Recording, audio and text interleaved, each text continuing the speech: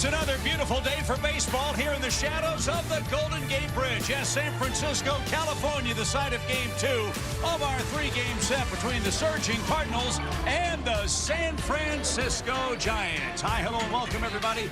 Chip Gary, Brad Thompson, Jim Hayes coming along in a moment. Great win for the Cardinals last night, a 6-3 final score. And with 2 games left on the schedule, Paul Goldschmidt back in the lineup. This could be his final weekend as a Cardinal. Yeah, look, 6th and final season on his contract with St. Louis, and he has been quite a Cardinal. 2022 MVP, putting up big-time numbers, 834 games, 153 home runs. Chip, Paul Goldschmidt has been money. Yeah, he'll be wearing a red jacket at some point for St. Louis, and he's made a lot of money playing in this ballpark. That is our Kia player profile. He has loved facing the Giants here at Oracle Park. There are some ballparks you see the ball well, you just love being here. Oracle is one of those. 82 games, 331 the average, 15 home runs. That's the most among active players with an OPS over 1,000. Well, let's see if the Redbirds can indeed cash in on some scoring chances again in Game 2. A fun game last night here at Oracle Park in San Francisco. We'll get to baseball in the shadows of Willie McCovey, Juan Marichal, and of course, Willie Mays here in San Francisco today. With Chevy trucks, be ready for adventure. Cardinals baseball is brought to you by Budweiser. This Bud's for you. By BJC Healthcare. You deserve extraordinary care. And by your quality Ford dealers. Ford F-Series, America's best-selling trucks for 47 years. That breed of dog is a hot Rottweiler. Here at Bark in the Park Day in San Francisco, the Canines were parading around the warning track before first pitch today. That's awesome. That is awesome. You know, Ricky Horton, who's our resident dog lover, having a great time today. Beautiful day here in San Francisco.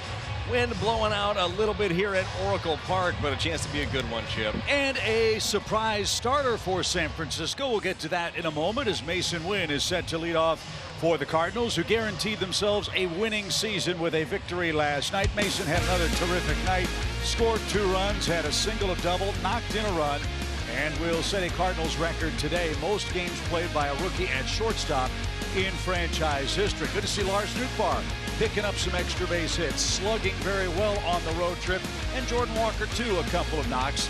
And we hope that continues against Tristan Beck. It's not Blake Snell, it's Tristan Beck today. Yeah, Blake Snell was the scheduled starter. He opted out of this one, and Tristan Beck making his 7th appearance, his first start of the season, his 4th career start here. And Tristan Beck was a guy that was scheduled in spring training to be a part of their rotation mix. You look at their arsenal, the 4-seam, the curve, the sweeper, the slider. Don't know how long you'd expect him to be out there. A couple of innings.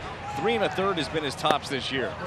And his day starts with a pitch downstairs to Mason Wynn. Adam Hammery is our home plate umpire for Game 2. Mason Wynn, 15 homers, 56 RBIs on the year. And the former star at Stanford, Tristan Beck, falls behind 2 balls, no strikes. Beautiful day, not a cloud in the sky. Wind blowing out again toward McCovey Cove in right center. And might have a pitch calm problem here. And so we'll get that settled as we check out your Giants Dobbs Tire and Auto Center's alignment. Mark Canna is in left field. Grant McCray in center. Elliot Ramos gets the start in right. Fitzgerald and Schmidt the double play combo. Got to say that carefully. And Patrick Bailey is a good framer and is the man in harness behind the plate. And Bob Melvin, his Giants 79-81 on the season. Oliver Marmol all smiles. The Cardinals gunning for win number 83 today and a shot at second place in the Central Division race. That's something for which to play these final 2 days. And you know this from an individual standpoint, you're always playing for something. Every time you get a chance to compete at this level, it means something. And a 4-pitch walk for Mason Wynn gets the day started for the Cardinals offense. Wynn aboard for the 4th time in this series. And here's Alec Burleson. He knocked in a run last night. Burleson batted 3rd yesterday. Paul Goldschmidt got the entire day off. Goldie back in there today and bats next. Here in our first inning, Alec 21 homers, 75 runs batted in. Love to see him get one in the air and hit one into one of the sailboats out in McCovey Cove. That's the way the wind's blowing. And it's been a while for Alec, 36 games since his last long ball for the Cardinals.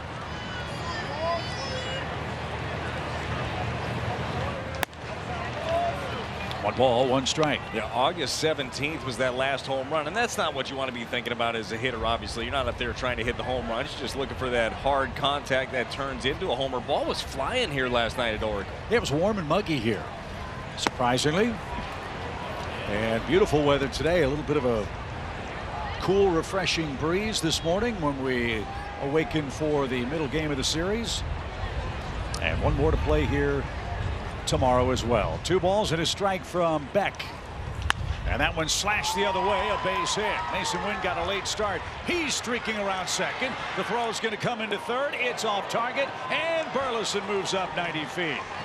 McCray makes a bad decision that cost the Giants a base. They're at second and third with nobody out. Well, smart base running obviously from Burleson. He sees that throw go to third. He takes advantage of it. Mason has been burning on the base pass here as of late. This ball down under the zone. You've got Fitzgerald, your shortstop, shaded up the middle, finds a spot, and the Cardinals got something shaken early. So Paul Goldschmidt, whose numbers in this park, as we showed you a moment ago, are excellent.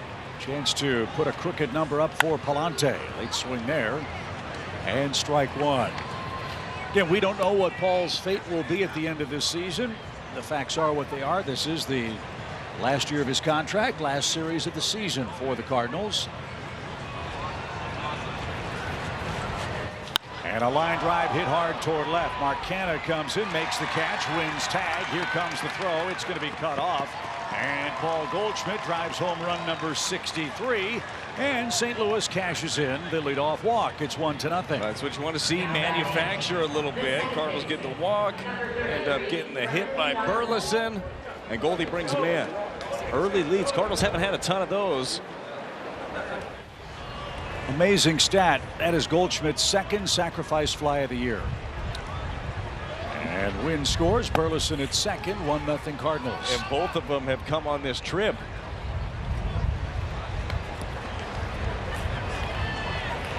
So Tristan Beck pressed into duty, a former 4th-round pick of the Braves in 2018. Played college ball at Stanford. He came over from Atlanta when the Giants traded Mark Melanson to the Braves to bolster their bullpen. And Melanson did good work in the Deep South. And Beck trying to do the same here after a scary start to his season. Out of play, foul. That's an amazing note you had on Tristan Beck. Well, I mean, he started out, the thought was he's going to compete for a rotation spot, if not a bullpen spot, but he kept getting it just cold. His hand would be cold. Found out he had an aneurysm in his shoulder, something they had to take care of in early March. A scary time. Base it up the middle for Brendan Donovan. Burleson comes to third. He's going to stop. Good job by McCray to get to that baseball quickly. And Brendan Donovan's second hit of the series puts runners at the corners now with 1 out. Just more good hitting here by Donovan. Goes down and gets a breaking ball. Handles this well. Shoots it right back up the middle. That's not a terrible pitch. Neither was the one Burleson hit, like a 1-iron off the tee. Sure was. Hit them where they ain't, right? Defensively, especially on Burleson's, he had Fitzgerald shaded up the middle. Used the whole field. Watch Nootbaar early in the count here with 1 out. And he broke his bat right off the end. And strike one for Lars.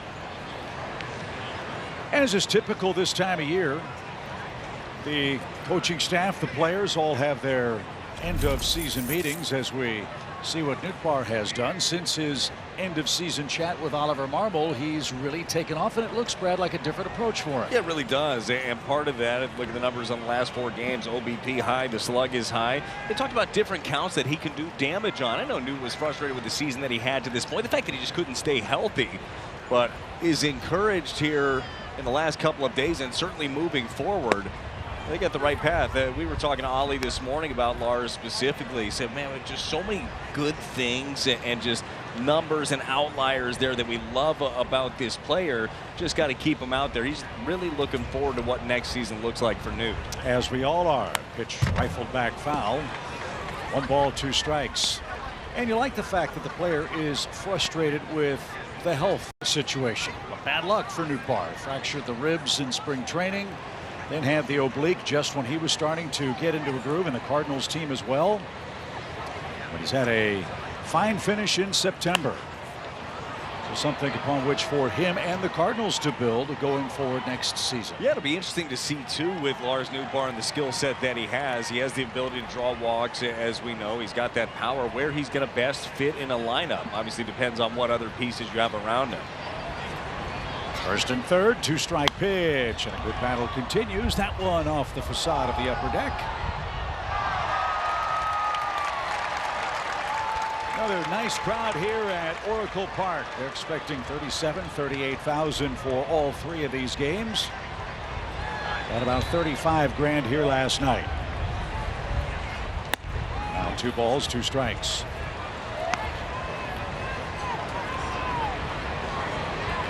Wynn walked to start the game. Burleson sent him to 3rd. Goldie brought home Mason with a sac fly.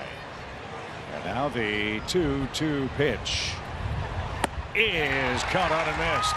Beck got away with one. Nootbaar couldn't connect, and he's the second out.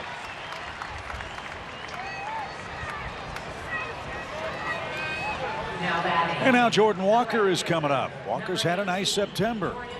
He doubled and singled in 4 trips here last night. He's bumped his average up to 200. Yeah, still leads the club in September in home runs and runs driven in, and an opportunity here with 2 outs to drive in another one.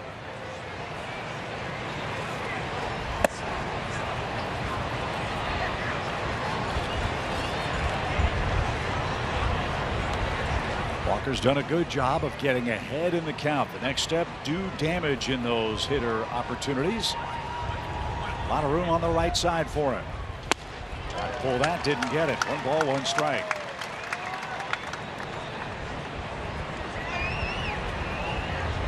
You seeing a change in the pattern for Walker now that he's had some success this month? I think that you're still seeing away being the intent and seeing if he can beat you that direction. When they go in on him, they go in off. That one in up there, and that's where some of the danger happens for him on that inner half of the plate. I still believe that the approach is going to be the same for Jordan until he proves that he's going to go the other way. But the problem is, for pitchers, you don't always execute. You make a mistake, this young man's going to hurt you. 1 ball, 2 strikes. 1st and 3rd. The pitch way outside. In a spot like this, all the real estate the Giants allow him on the right side of the infield. Even a check swing might turn into a hit and a run here. Schmidt almost right behind the second base bag. And he chased up and out of the strike zone there. And that ends the Cardinals' 1st inning. But they cash in a leadoff walk. Andre Palante takes the mound with a 1-0 lead at Oracle. Well, Andre Palante's had a whale of a 2024 season. What a fortuitous turn of events for St. Louis. When he asked to go down to AAA and become a starter, that's turned into one of the great stories of 2024 for the Cardinals. Really made a big transition. Started using a sinker against the right-handers. Look at the arsenal, how he's attacking overall. Four-seam, sinker, slider, and the knuckle curve for Andre Palante, who has just unlocked another level this season. It's been fun to watch. 7 innings in 4 of his last 6 starts, and he'd like a little revenge against the Giants, who tagged him for 5 runs in 5 innings in the game we played at Rickwood Field in Birmingham. Andre was the starter that day. Mark Canha, former Tiger, current Giant, drives this one toward right center field. That's going to get down between Walker and Ciani. And Canha on his way to second with a leadoff double.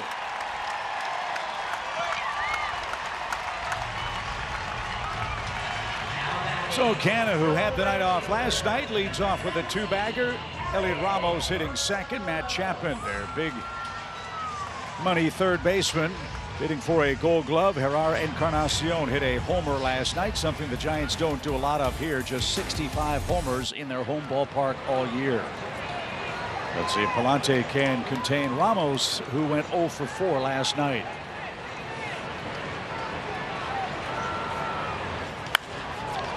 That's launched out of play, foul. You see how lively this place plays today. The wind is blowing very hard toward right center. Well, I think that first hit off the bat of Canna tells you the ball is going to travel. That got in on him. The pitch was middle, but it still did. He didn't barrel that, and it still ended up in the gap. They got Canna picked up with a good throw, and it was dropped. Well, this scenario right here where, Andre Palante's been working a lot at holding runners. He is not quick to the plate. Mechanically, he's a little bit slower. So you got to be able to do different things. That time to throw, unfortunately, as he had Canna on the inside move, just couldn't corral it there at second. But a wise idea. That's going to keep him close.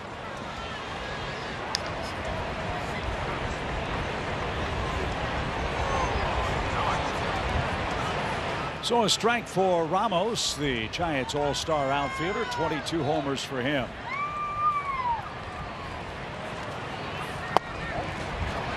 And that's the pitch to the right-handed batters that Palante has really worked hard on. That's the pitch, I think, Brad, that, as we've discussed, has been the big difference maker for him as a starting pitcher. I think it's changed everything for him.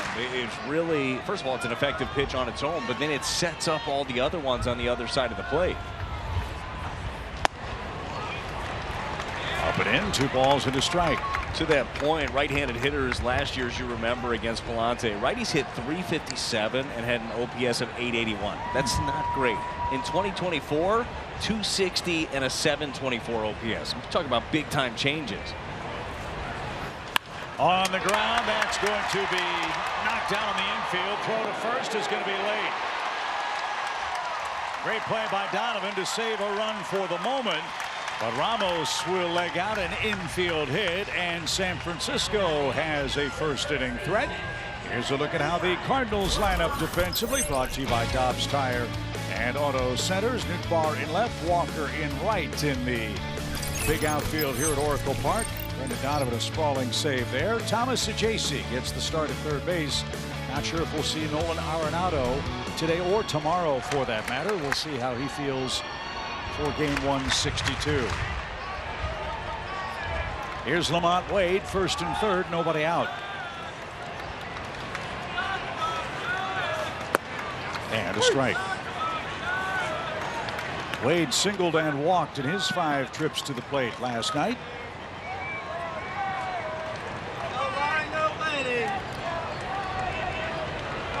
He's knocked in 33 runs. The tying run 90 feet away here in the first inning. And it's going to come home with an opposite field single. So some tough luck for Palante. The first 3 Giants have hits, and we're tied 1 apiece. Well, definitely some tough luck on some balls that weren't hit hard, but also it's adjustment time for Andre Palante, who's going to have to start working down in the zone. Chevy pitch track, center, fastball, just belt high up. All of the hits, the slider to Canna was up in the zone. Even the one that Ramos hit to the right side where Donovan at that time saved the run was a slider up. So time to set that focus of Andre Palante down in the zone. In situations like this last night, Brad, where Miles Michaelis and the Cardinals bullpen were so good, they shut down a couple of Giant threats to hold them to 3. Palante a ground ball and a double play away from easing the pressure here, but not an easy hitter in Matt Chapman, 27 homer man for the Giants. Nice honor for Chapman. He earned the Willie Mack Award, the most inspirational player on the Giants team last night. He's had a fantastic first season and has been extended long term. That occurred a few weeks ago. 6-year deal takes him through the 2030 season. Well, smart to do, right? You get a guy in the door. You realize that he is absolutely a fit. You keep him around. Leads the club in basically every offensive category. Gold Glove caliber third baseman this year. Has won it in the past. And gives the Giants some much-needed thump. You had an amazing stat on Chapman and his 27 homer total. Well, it's just shocking. The 27 leads the club. No Giants hitter has 30 or more home runs since Barry Bonds. He had 45 all the way back in 2004. Chip, that's 21 seasons of not having a 30-homer guy. And they've done a lot to try to make it more hitter-friendly here. They've changed the outfield alignment, moved fences in. They've put the bullpens beyond the fences in left and right center. They're trying to help the hitters here, but again, San Francisco just 65 home runs. And chop foul. That's a far cry from when this place first opened. I remember the bullpens were actually in foul territory down the left and right field lines, although even that was an addition. When they built this beautiful place, they forgot to put the bullpens in altogether. Yeah, a little bit of an oversight. It happens. Might want to have baseball people check out your plans before you end up throwing it out there. I'd say overall did a beautiful job. This ballpark is great. It's got a fantastic atmosphere, ambiance. It's a special place to come play. That was one of the oddities, though, of having the bullpen on the field and no real area to sit down there when they first did it. You would be sitting in the dugout. And, you know, usually the bullpen guys were locked in all the time, but you like to have some conversations. Tony didn't like to hear those so much. Really? Yeah. Swing and a miss. Palante has his first out. Well, big pitch right there. Ends up burying the slider. That's the adjustment we talked about for Andre Palante. Got to be able to get down with this, and he does so. Andre Palante, what a season he has had. He's our Toyota key to the game. Leave no doubt. Chip, he has firmly planted himself, in my opinion, in the rotation for next year, at least in the conversation for the rotation. Have another great one to finish things off and leave no doubt heading into 2025. Our Encarnacion is up, and of course you want your last outing to be a good one, right? Because you got a long time to stew on it in the offseason if it doesn't go your way. For sure. And look, even if it doesn't, you realize the bulk of work that he's put in. This is 20th start of the season, a number that I don't think anybody expected him to hit. And he's been as good as anybody in rotation this year for the Cardinals. Doesn't get the call. Adam Henry, bottom of the zone with that four seam. I still want to see him living down there. And right now, one pitch away, even in a 2-0 count, from getting that double play and getting out of this inning. 2 balls, no strikes, 2 on, 1 in, tie game. The pitch. That one top of the zone. It's 2-1. Your point about 20 starts for Palante. 5 Cardinal starters have made 20 or more starts. First time that's happened in 5 seasons. They've been durable. They've been very good. Much improved over last year. In fact, if you look at what Gibson, Lynn, and Gray have done for the Cardinals, a .399 ERA. Now, the Cardinals were 46-35 in games that trio started this year. Well, they needed certainty big time. That's not easy to find in one offseason. They did so. On the ground, left side. Win! Fumbles that. That's going to score a run.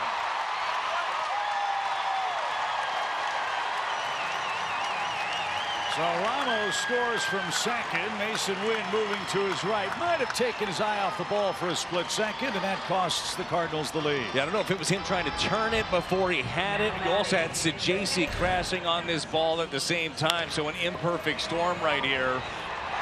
I think it's more of the latter of just trying to turn it before he has it. So that'll be scored an infield hit, and the error brings Ramos around. The Giants 3 for 4 with runners in scoring position here in the first inning. Now lead it 2-1.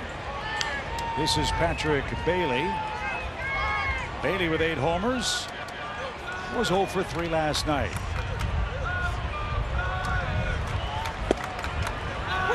And in for a strike.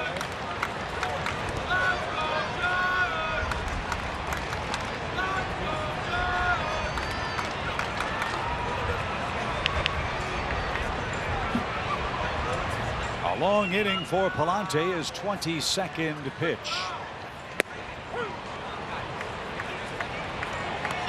1-2.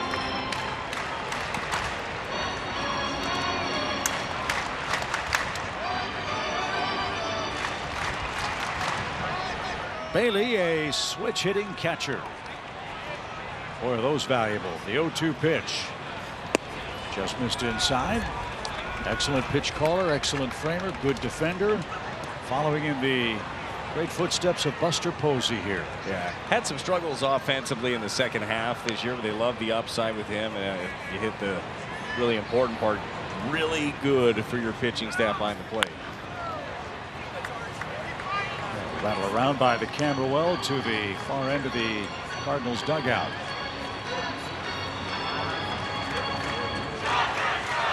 Mr. Posey played a prominent role in the Chapman extensions. He helped push that deal across the finish line. Maybe he'll be a front office executive. Here with the Giants, that's rolled foul. 1 ball, 2 strikes. Was Posey so instrumental in all those Giant championship teams.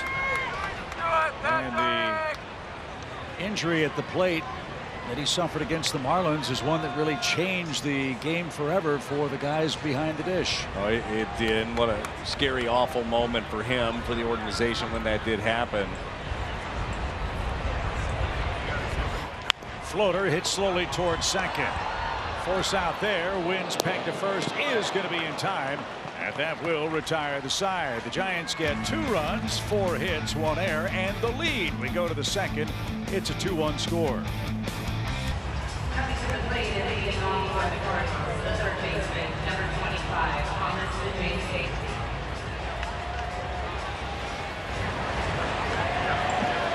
Thomas Ajayce leads off the Cardinals second. 2-1. San Francisco has the lead.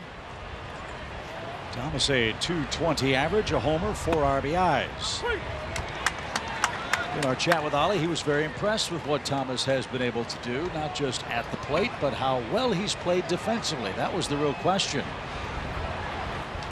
As he drives this one hard toward right, Ramos handles that curling fly ball near the line, and there's your first out. Yeah, Thomas Ajayce, just another one of those guys, versatility, right? You can bounce him all around the infield, takes a competitive at bat, and I like the fact that he's getting some big league reps here at the end of the season heading into 2025. And the same's true for both Ivan Herrera and this man, Pedro Pajes. The job that those 2 young catchers have done, Brad, with a veteran pitching staff is really noticeable in this way. Here's the pitch low. It'll sound like oxymoron here, but you notice how unnoticeable they are behind the plate, if that makes sense.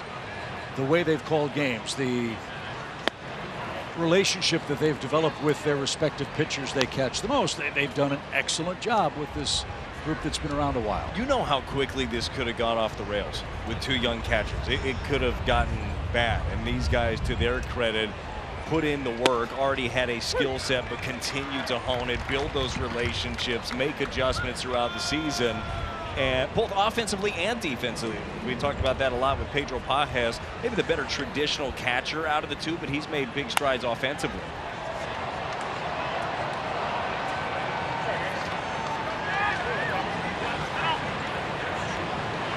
And when you add for both Pajes and Herrera, who are 2 different kinds of hitters, the offensive punch they have provided, it's been really, really fun to see how they've grown in the absence of Wilson Contreras. That ball down the line. Good play. Chapman from the grass. A strike. And there's out number 2.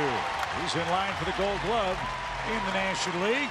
Catcher running made it easier, but he was right where he should have been and made a good play. Seen him make a couple of these plays already in the series. Backhand side. Knew he had that extra step to make a good hard throw across the diamond to make the play. He's a fun player to watch. He really is. The way that he just moves around, like watching, just like you, watching in between innings, watch how players move. He's always bouncing. Michael Ciani is 0 for 2 in the series. Bats with 2 outs, bases empty in the Cardinals second.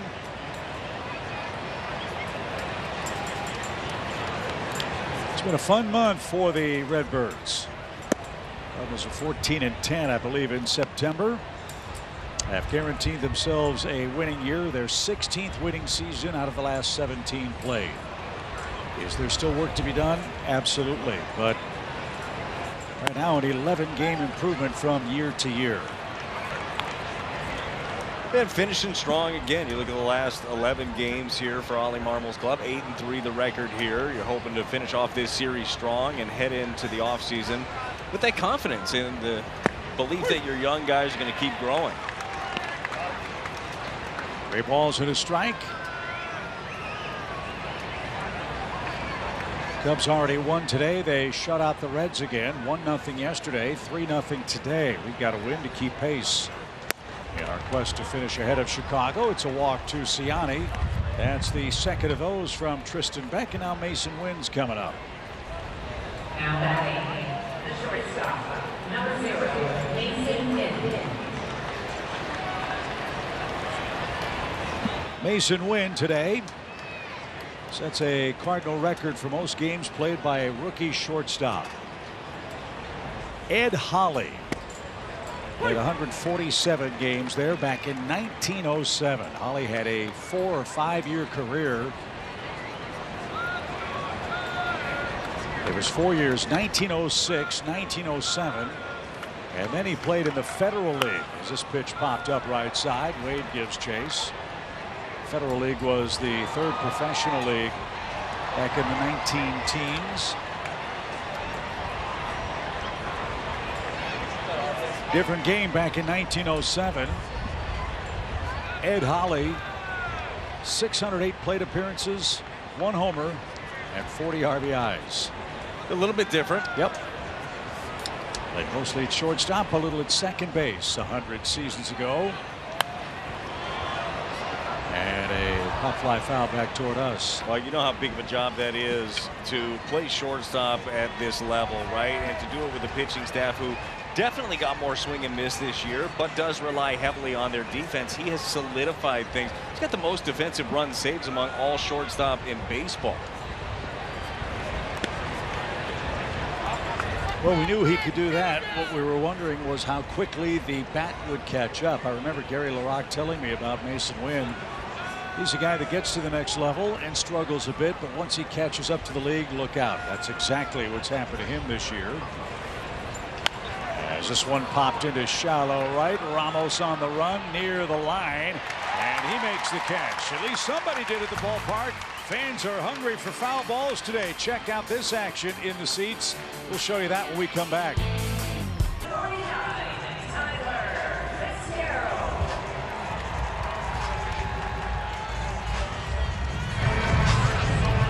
Second inning, Giants lead it 2-1. This is Tyler Fitzgerald, 15 homers for him. He's being pubbed up for some Rookie of the Year voting. Mason Wynn may have something to say about that. Close play, but they got him for out number 1. Very competitive fans chasing after foul balls here. Look at that lovely couple. Gentleman on the rebound comes up and just pile drives his wife. Well, look, first of all, competitive, and she seems very supportive. No, she didn't love it. I think she was saying congratulations. But at the end of the day, he got the prize. That's it. Okay? And his wife's there, so that's great. I was going to say, I'm not sure she feels the same. But yeah, real proud of you.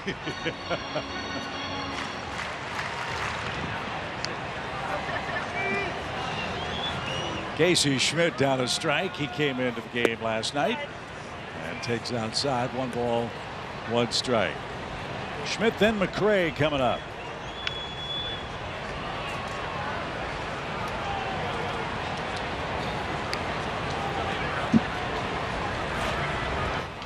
Right back where it came from, but Donovan positioned perfectly for out number 2. Let's check in with Jim Hayes for the first time. Chip, since being inserted into the rotation, Andre Pilati may have been the Cards' best starter. Dusty Blake told me and Ricky Horton, Andre hasn't stopped working at getting better. Dusty said he's continued to try to find an edge week to week, outing to outing. He's not getting comfortable. He's not playing it safe. Chip, from video to books to talking to veteran, Andre's always looking for that edge. And it served him well, and I agree with Brad 100%. Jim, maybe you do too. It's almost inconceivable to think that this guy won't be a big part of the Cardinals' rotation plans next year. And That's something that the Cardinals organization knows they have to improve on. Homegrown pitching. Starting, relieving, doesn't matter. Got to get that pipeline and the pitching thing going quickly. Well, we're going to get another opportunity to see more of it tomorrow. Final game of the season. The young Michael McGreevy's going to take another run at it. He's looked very good early on. Quinn Matthews, one minor league pitcher of the year, had a tremendous season. Struck out 202 batters in over 140 innings. So you're starting to see these things come to fruition. Swing and a miss. Grant McCray fooled, and that is strikeout number 2 for Andre Palante. He's rounding into form. Cardinals down a run early. Let's check out our BJC Healthcare injury report. And sadly, Brad, it includes a former Cardinal. Yeah, look, he signed a 4-year deal here with the Giants. Ends up on the IL with a right shoulder inflammation. Wish all the best for Jordan Hicks moving forward, but stinks we didn't get a chance to see him here in the finale. 4-year, $44 million deal. Started off great for San Francisco. So hopefully he'll rest up and be able to pace himself more thoroughly for San Francisco in 2025. Here's Goldie, a sac fly, brought home Mason Wynn in the first inning.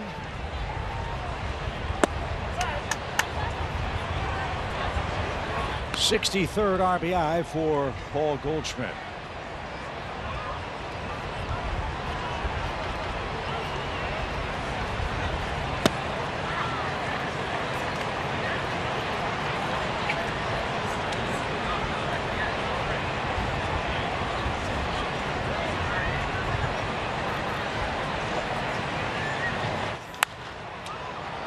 That one hit a long way, but foul and out of play.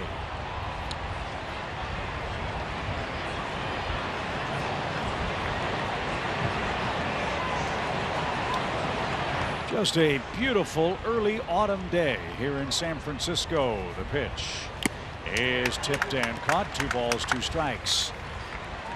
Not cold enough for everybody to have the cold weather gear on. That's right around the corner in these parts. 2 balls, 2 strikes. Swing and a shot hit to center. Twisting and turning is McCray. He can't get it. Goldschmidt on his way to second with a 1-out double. That ball was stung. Yeah, this one by Goldie is hit on the screws. He got a slider this time from Beck that stayed in the middle of the plate and gave it a ride. Grant McCray going after it in center field. He turned both ways. Was going to have to make a circus catch over the head to be able to get to it. Well, Goldie's really found his foundation here over the last couple of months at the plate. His swing looks so much better, and obviously, Brad, the results have followed. It looks more connected, right? There were times where his swing, it looked like his lower half was doing something, his upper body just wasn't going with it. Glad to see that he's found something here late in the season. So a chance to tie here with Brendan Donovan. Donovan with a base hit, his first and only time up. And he's behind 0-2. 158 hits for Brendan this year. 152nd game played this season. What a comeback for him.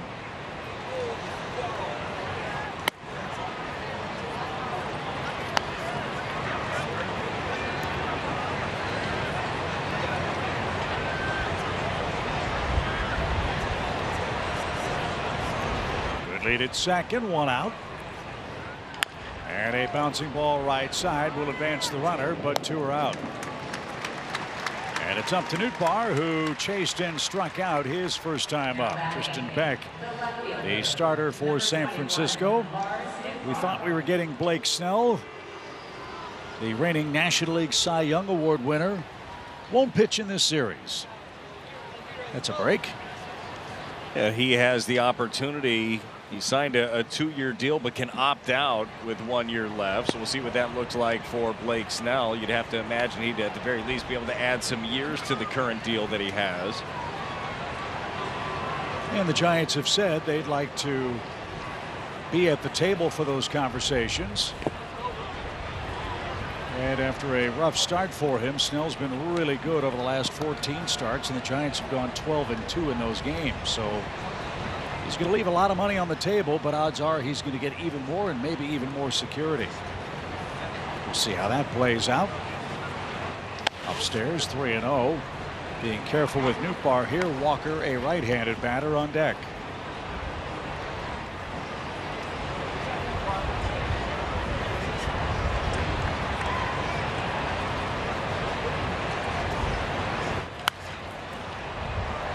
Got a pitch to hit there, and now it's 3-1. Honestly surprised in that count that you even throw that fastball to him right there. That's a dangerous pitch.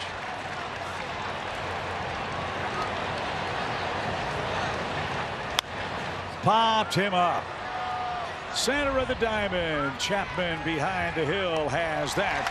And Tristan Beck works around the Paul Goldschmidt. One out double. 2-1 San Francisco your score.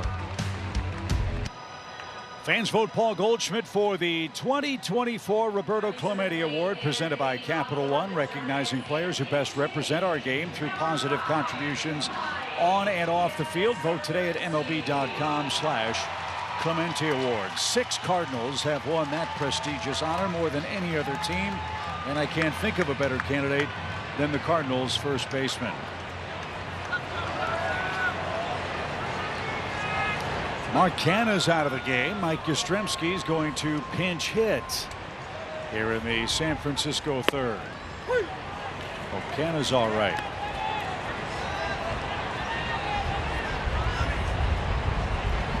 Yastrzemski started, played center, had a couple of hits, drove in a run.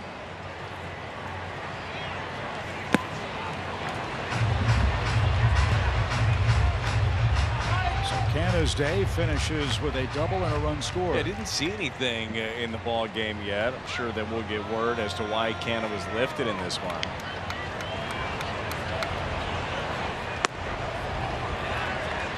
Two balls and a strike. So Canha, who started and played 93 games with the Tigers, game number 32 with the Giants today. Yaz lifts one into shallow left center, and it's going to be Ciani taking over. There's your first out. Palante now set down 5 straight. Elliot Ramos singled and scored on an E6. This guy's a good player. Elliot Ramos leads their club in multi-hit games and an all-star. And he has power to all fields. This time bangs it onto the ground. Mason's got it, loads up, and another ground ball out. 5 of those for Palante, 2 away. And Wade is up. He has an RBI single. Well, this is a nice bounce back so far for Andre Palante. It was a long first inning for him. He gave up the pair of runs, 26 pitches. But since then, only 12 pitches with 2 outs here in the third. That's when he's at his best. He's down in the zone. He's getting the weak contact.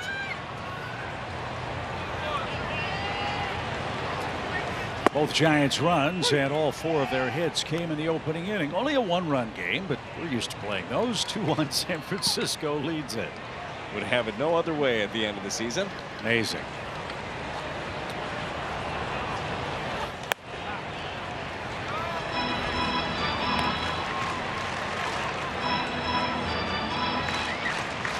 So Wade 2 for 5 against the Cardinals here in San Francisco.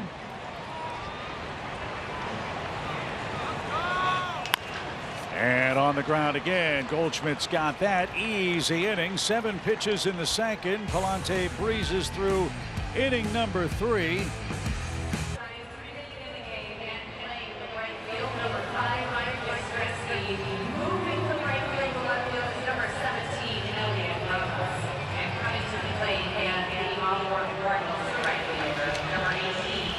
Fans get the scoop on Alec Burleson's breakout season and catch up with the Cardinals' first-round draft pick J.J. Weatherholt in the current issue of Cardinals Magazine.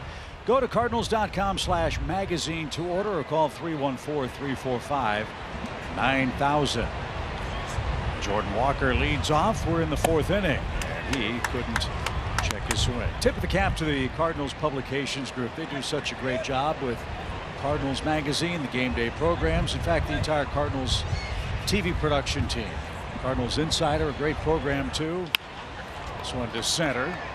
And McRae comes in and puts that away for out number 1. Hope you enjoyed their work as much as we did this summer. With all of it, you end up learning stuff that you didn't know about players, and that's kind of part of it, right? You get that human connection with a lot of different guys. Suggest you read and watch all the content you can get. It has been fun. One away for Sajasi, who lined to right. They made a couple of defensive changes, did these Giants. Mike Yastrzemski checks in to play right field. Ramos moves from right to left. Canna again taken out of the game. No update on what's ailing him, if anything, in a 2-1 game. And how about Tristan Beck, spot starter? He's throwing strikes and he's got it out here in the 4th. Yeah, doing a nice job. For him also, same as Palante, it was that long 26 pitch first inning, but has settled in.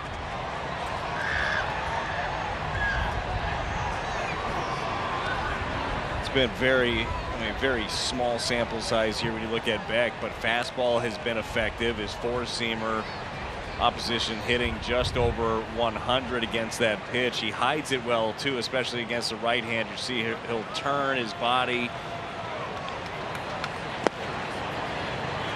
That time the bigger curveball instead of the slider, but moves it around really well. His career high in innings, 5 1/3. He's done that twice last year. High as 81 pitches. We'll see if they stretch him that far in this one.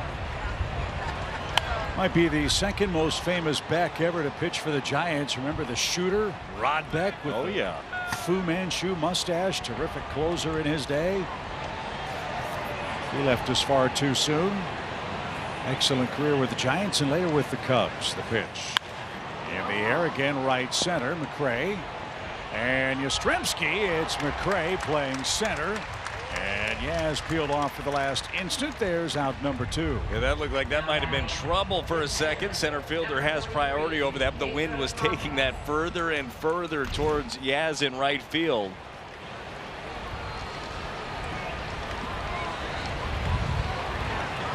Two quick outs. Pedro Pajes 0 for 1. He bounced out in the 2nd inning.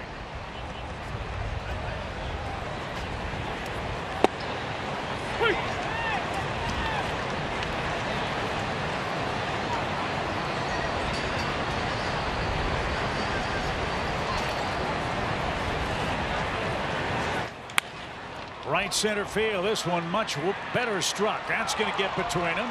And Pajes on his way to second. He's got a 2-out double. So Pajes with a 2-bagger. Let's see if Ciani can bring him home and get us tied. Yeah, Pedro Pajes, Chevy pitch track, gets a Beck slider that's away on the edge and takes it the other direction. Biggest part of the ballpark over there in right center. That's his 3rd double of the year. 2 triples, 7 homers for Pajes. Now Ciani, who walked his first time up, takes outside. 1 ball, no strikes.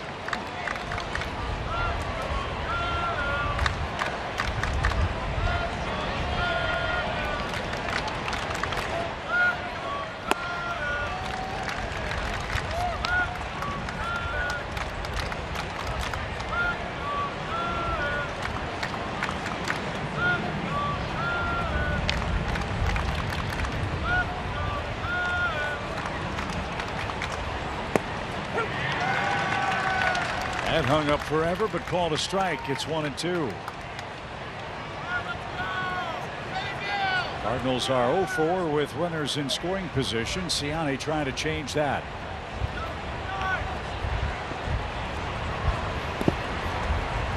Good try. 2 balls, 2 strikes.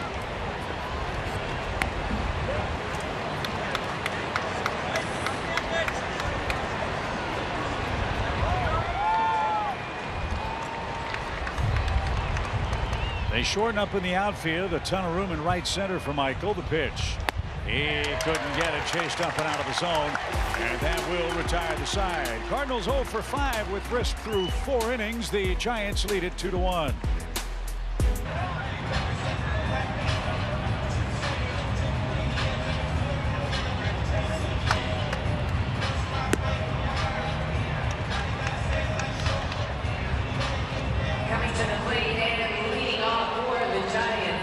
Cards down 2-1 in San Francisco. Mason Wynn's rookie numbers are beyond impressive. So is his durability.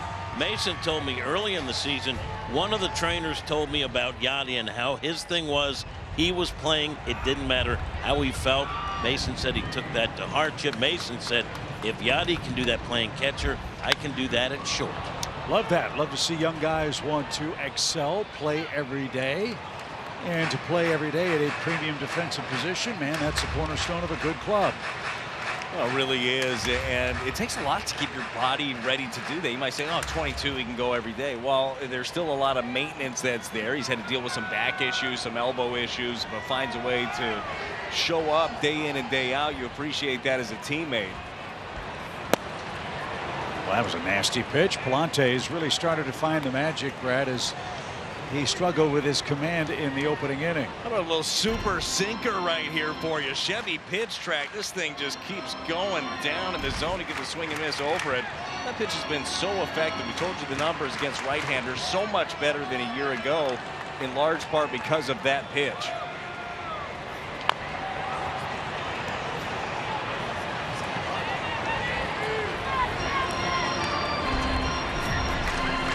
Chapman, a four-time Gold Glover. 17 defensive runs saved at third base this year for San Francisco.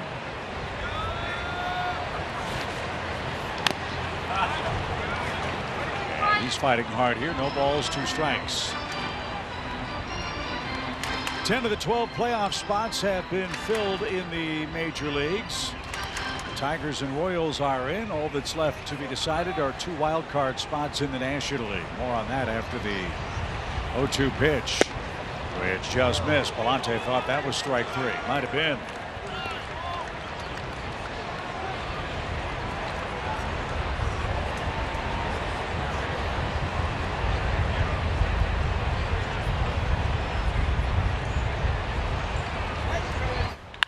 Bullet down the left field line.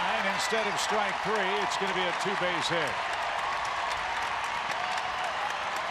So Chapman, who leads the Giants in doubles, now has 38 of them, 1 in each of these games.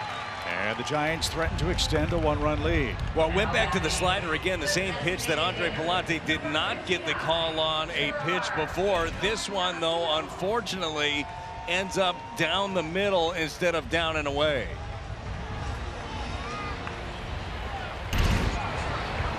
So Chapman 1 for 2 and 2 for 6 in the series. Here's Encarnacion.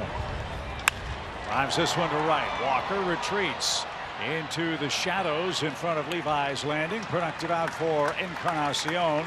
Chapman moves up 90 feet with 1 out. That was a nice easy swing, and that ball went a long, long way. Now batting, the pitcher, number 14.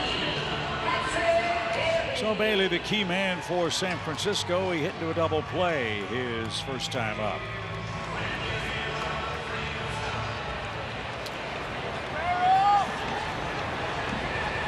Infield creeps in with 1 out. And that's going to turn into a run. Bailey jumps on the first pitch. Chapman scores. The Giants manufacture their 3rd run. It's a 3-1 game. Patrick Bailey doesn't waste any time. He got a fastball middle in, ground ball, but that infield, as you mentioned, Chip playing in, sneaks right past Donovan.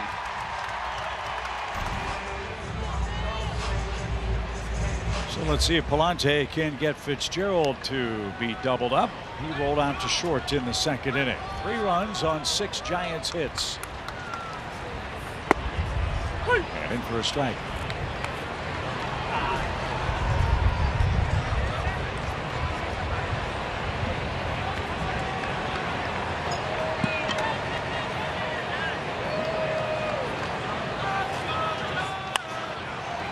Fly foul and out of play. Paul Skeens finished his season in grand fashion today. He and the Pirates were victorious over the Yankees today. Skeens looked really good. What a great rookie season for him. I'm guessing he and Jackson Merrill are the top 2 seeds for Rookie of the Year in our league. I would say so. Both those individuals very fun to watch. Paul Skeens, many times he's pitching, it's must-see TV. Great story for the Pirates in what's been a disappointing season in Pittsburgh. The Buccos in last place, albeit just a game behind the Reds in our division. As I told you, the Cubs already won, beat the Reds 3-0. Fitzgerald awaits the 1-2. Runner at first goes, swing and a miss. Throw through to second is going to be late. Fitzgerald down on strikes, runner at second, and 2 men out. Here's a quick word from Great Southern Bank. Who's ahead? Maddie is. She's making a retirement plan. Way to go, Maddie! Great Southern. Financial education with a fan club. Here's Casey Schmidt.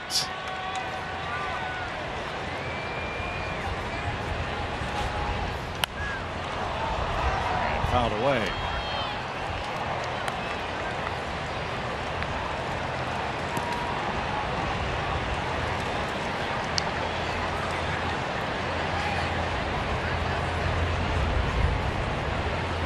There's no crying in baseball. Just waking up from a nap. Oh, okay. Wipe those eyes.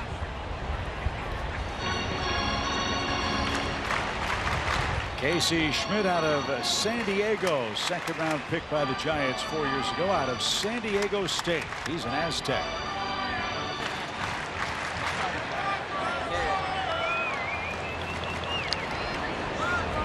A ball and a strike. That's on the ground and a fair ball over the bag. Schmidt with a double. That makes it a 4-1 score. That one guided down the chalk. So a big 2-out hit for Mr. Schmidt. And Bailey scores the second run of the inning. Yeah, for Andre Palante, it was that sinker that we talked about, such an effective pitch in, but Schmidt beats him to the spot and continues his hot work since being recalled recently. He's hitting almost 380.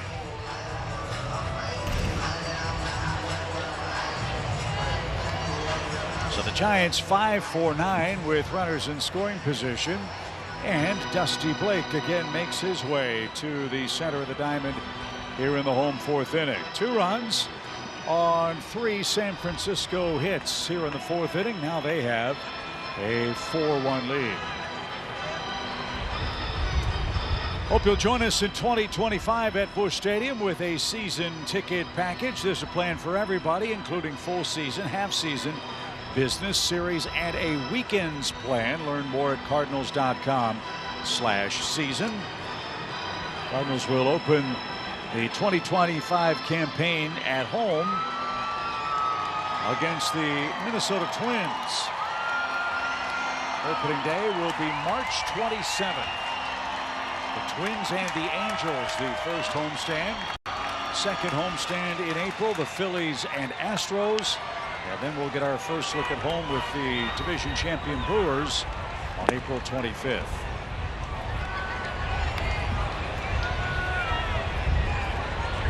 Grant McCray is next. He's got some interesting baseball history. Grant's dad was Rodney McCray. Born in Billings, Montana, his dad was coaching the Billings Mustangs in the Reds farm system. His dad was made famous by one of the most remarkable baseball clips you've ever seen. You talk about laying it on the line. Or you've heard of someone saying, "I'd run through a wall for my manager." Well, his dad did back in 1991. He made a great running catch, and his momentum carried him right through the fence. He busted the thing down. Wooden fence, right? Went right through it. And held on. And strike 3 is the call, and that will retire the side. McCray down on strikes. Check this out. This highlight in the Baseball Hall of Fame. May 27th, 1991. Rodney McCray brought the house down to the minor leagues.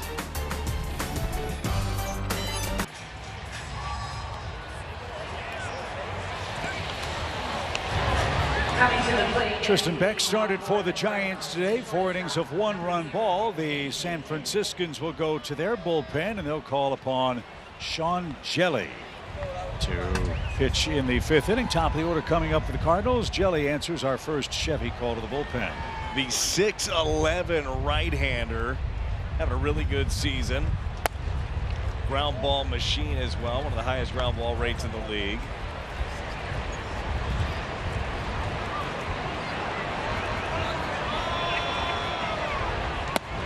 Jelly is from Minnesota. As you see, Mason Wynn, our BJC Healthcare difference maker, look at his rookie ranks. Second in total bases and hits. Jackson Merrill pacing the way, 84 runs. That's first amongst rookies. I mean, what a season he's been able to put together.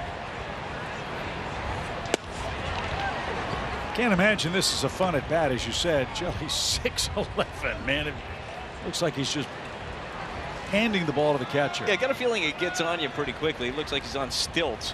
There's a strike, full count.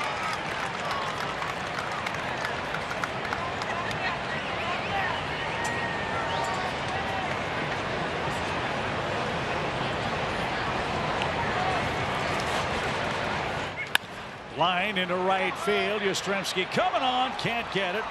And Mason Wynn adds to that hit total, his first base hit of the day, and the Cardinals have something brewing in the 5th inning. The designated hitter, number 41, Well, another hit for Mason Wynn, and another one the other direction. This time the inside out swing. Drops that into right field in front of Yaz. You got a pretty good jump on it. Burleson golfed a single in the 1st inning and rolled out to short in the 3rd. And takes up and in, 1 ball, no strikes.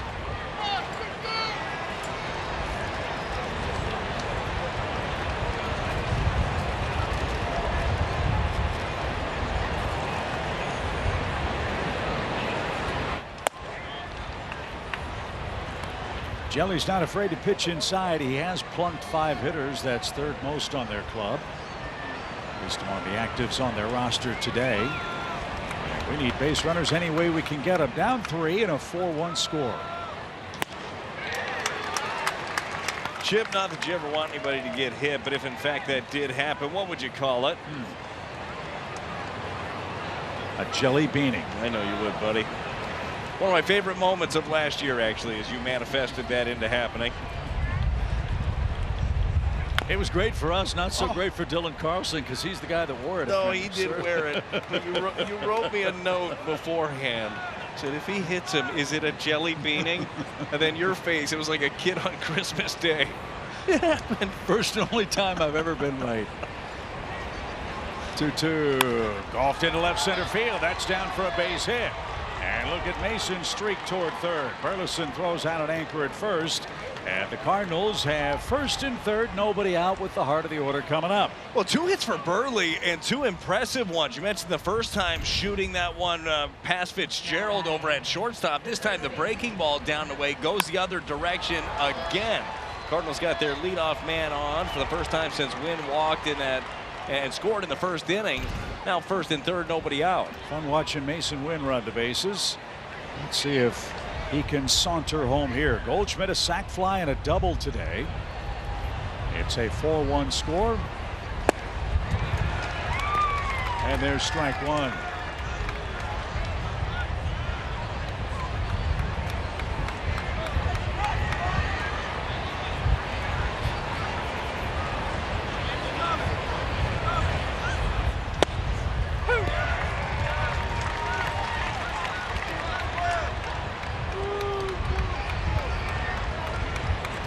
Jelly in a jam here in the 5th.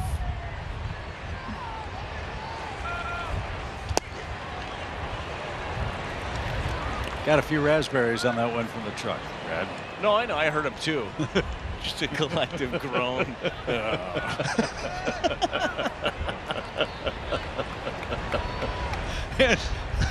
First the pitch. You notice every time we say something stupid, which is usually 4 or 5 times a game, our great producer and friend Brian Shapiro makes sure that pops up on your screen. Yes, we are your commentators tonight. Fred, Jim Hayes. It is funny when you say something. At least once a game, there's one of us gets a. Yeah. Little tapper that's rolled toward third. Chapman's got it. He'll have one play, and Goldschmidt brings home Mason Wynn with a ground out. That makes it a 4-2 score. So Mason scored both runs for the Cardinals today. Goldschmidt with 64 runs batted in. Well, knowing with Paul Goldschmidt running that you had a little bit of extra time here. The Gold Glover checks second. Knew there's not a play there. Makes a strong throw across the diamond.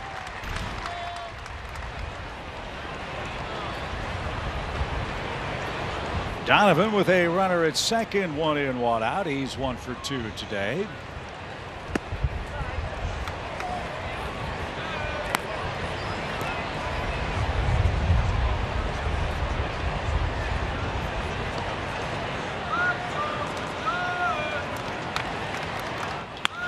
Line drive into right field. Burleson had to hold up. He got a late break. But Donovan a 2-hit game, and it's first and third with 1 out. Cardinals not going away now. They've got 2 hits from Burleson, 2 hits from Donovan, 2 RBIs from Goldschmidt. Those are your 2, 3, 4 batters. Well, this is an area too that Donnie has gotten so much better in as Burleson stays close to the bag in case that's snagged by Schmidt over there at second base. That up and in, that's where pitchers were taking advantage of Donovan early in the season. Boy, has he made some adjustments. Quick hands in there. See if Newpark can drive home a run here. 4-2 game.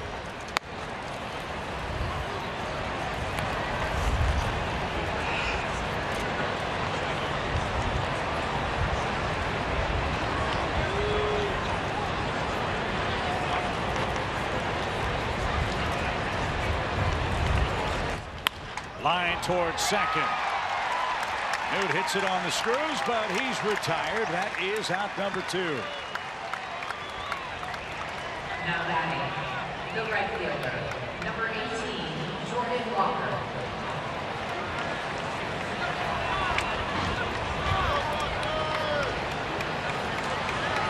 So the Cardinals have their second run. Burleson 90 feet away. Walker 0 for 2. He has struck out and flied out.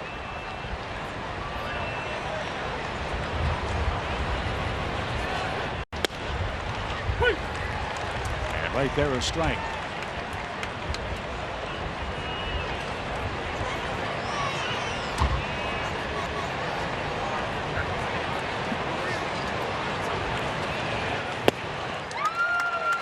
The offense today for St. Louis has come out of the top half of the order.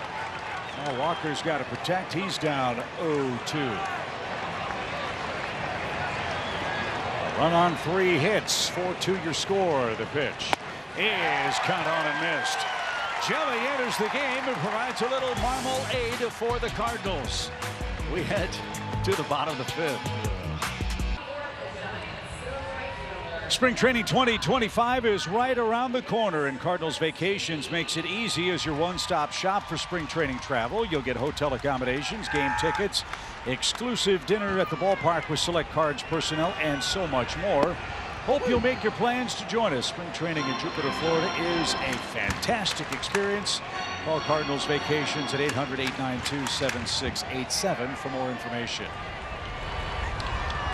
Mike Yastrzemski up for the second time. Monte's given up 4 runs, 7 hits, 2 runs last inning. And now he's got the 1-2-3 core coming up for San Francisco. The pitch count for Andre Pallante still in a good spot, especially after a 26-pitch first inning. Yastrzemski off stride, drives that one into right field. Walker gathers that in. And Yastrzemski 0 for 2, 2 flyouts on his day. Here's Elliot Ramos.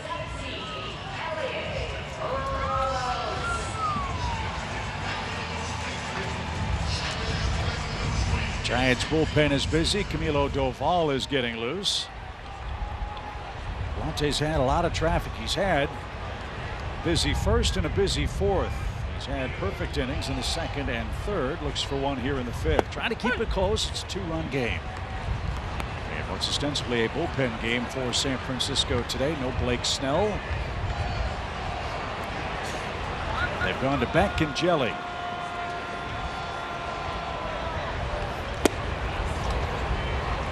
Two. Now this is where you want to see Andre Pallante really bear down. 0-2, make a pitch. You assumed he's going to go with that breaking ball. Want to bounce one down and away.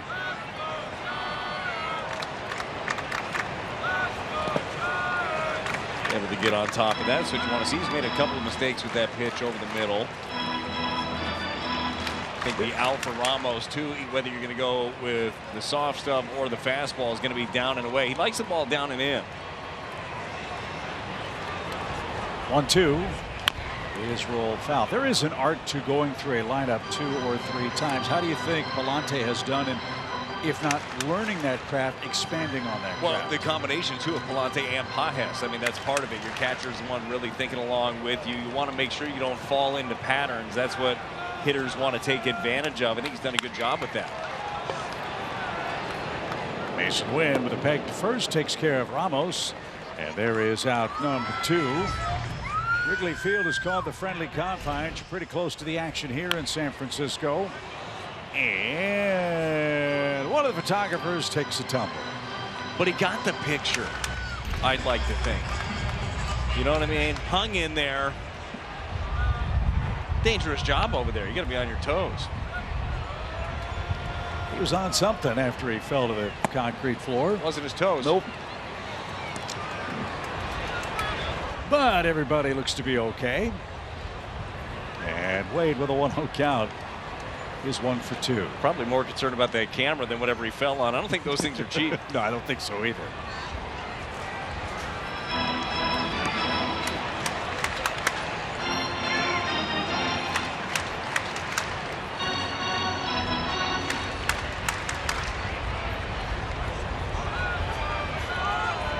That lens is bigger than that guy. Holy smokes, 2-0 pitch.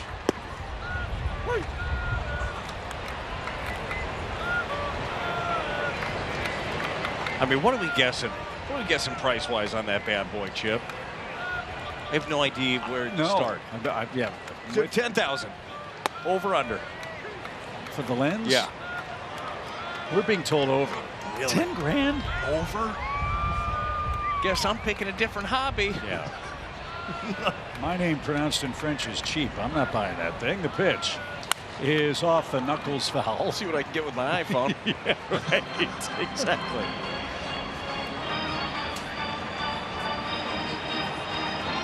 When's the last time you were out in public and saw someone with a standard camera taking pictures? Oh, it's been a very, very long time for me. That's not a ballpark, obviously. Somebody taking professional grade photos. Right. Don't see that very often. Pallante comes set, base is empty, 2-2 for Lamont Wade Jr. and lifted into left. That should be no trouble. And Nootbaar puts that away. Pallante hanging in there. So are the Cardinals. We head to inning number 6. We're tied. Our game on the schedule, and it's really been fun seeing what this young man has done since coming up from the minors. Yeah, get another chance to see the 24-year-old right-hander making his 3rd start, 4th appearance. He's been solid in his first 2 starts against the Rangers, battled through 5 against the Rockies in Colorado. The tough place to pitch. Can't wait to see what the finale looks like for Michael McGreevy, who wants to put himself in the mix of things for the rotation in 2025. He'll be opposed by Hayden Birdsong as we wrap up the 2024 campaign. We start the 6th inning with Camilo Doval. He's on for the 2nd time in the series. He answers the Chevy call to the bullpen. All-star last year. Doval really struggled with his command, went back to the minors, has looked good against the Cardinals though. Well, you know, the stuff is there, as we talked about last time out for him. It's just the command had lost control of the strike zone. Something hopefully the Cardinals can take advantage of here. You want to be selective. Beck, Jelly, and Doval, the trio on the mound for San Fran. They protect a 4-2 lead. And 2 balls and a strike.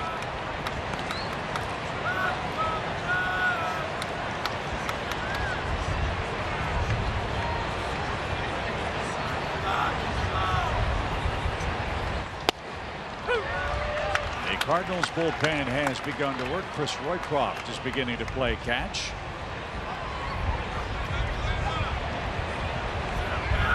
Valente threw 5, 4 runs on 7 hits.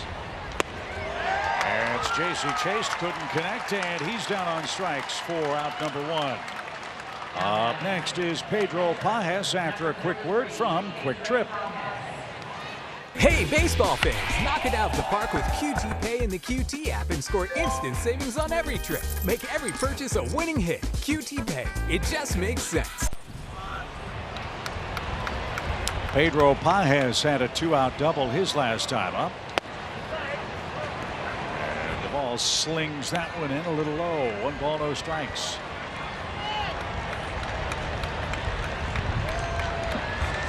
Cardinals have had some chances in this game. They've gone 1 for 9 with runners in scoring position.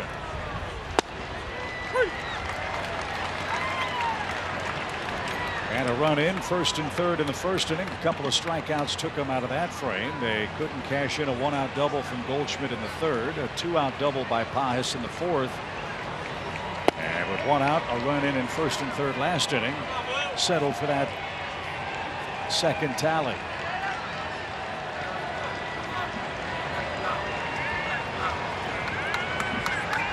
Two balls and a strike.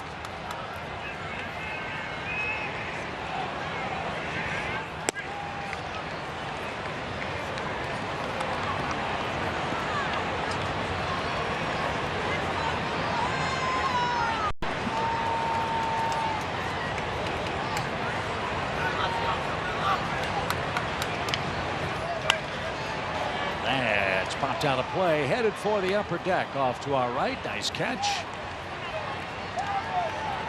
And Pajes faces a full count.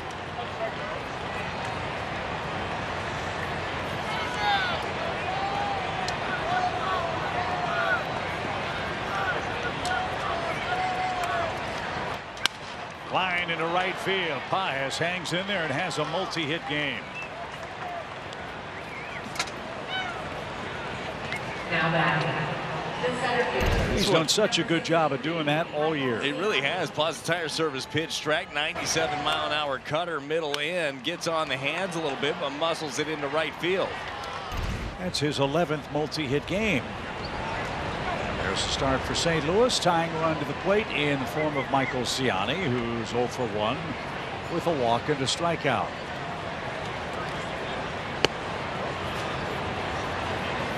One ball, no strikes.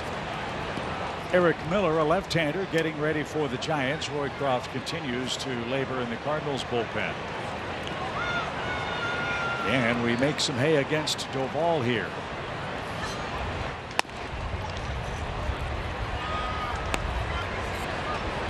Well, with Duvall, the stuff is electric. I mean, out of his hand. The fastball, the cutter, breaking ball of it is nasty. It's just inconsistency with that release point, not being able to land stuff over and over.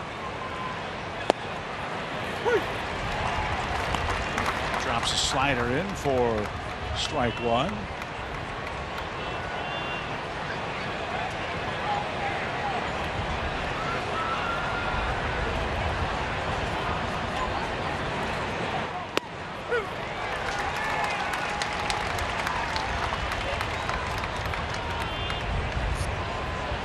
A couple of tough ones there. Battle time now with 2 strikes for Ciani.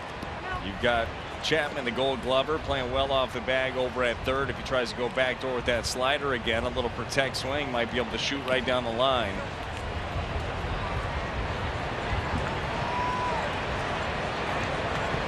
This man saved 39 games last year. 68 games in 2022 with 27 saves. 69 games last year, a 2.93 ERA. Made the All-Star team. And got Ciani to chase. He thought he tipped it, won't get any help. And he's retired on strikes. There is out number 2. Limited spots are left for the 2025 Cardinals cruise. Sign up now to sail the Caribbean January 25th through February 1st with Cardinal celebrities. Enjoy stops in the Turks and Caicos, St. Thomas, the Bahamas, and Puerto Rico. Go to cardinals.com/cruise to register. A strike for Mason Wynn, who scored both Cardinals runs.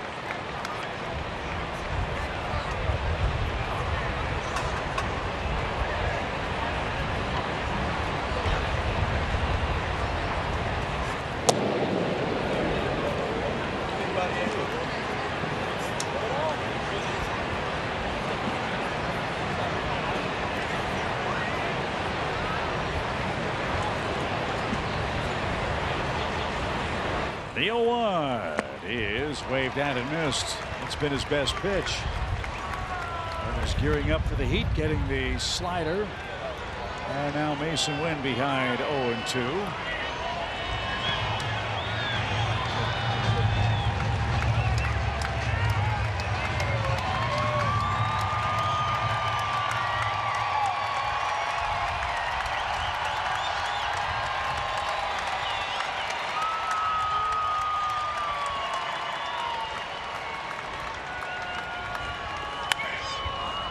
This is where Mason has shined all year. Gets to 2 strikes and then really makes the pitcher work to resolve the at-bat. Another 2-strike hit in the 5th inning. Looking for another big one here with 2 outs in the 6th.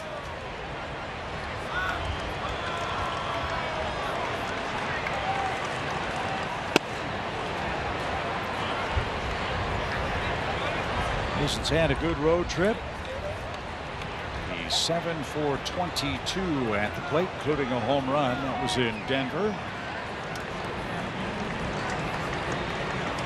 Looking for his 48th multi-hit game.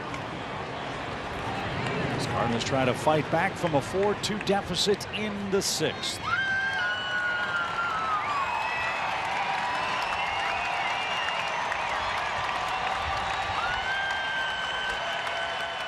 On the ground to Chapman, a worm burner.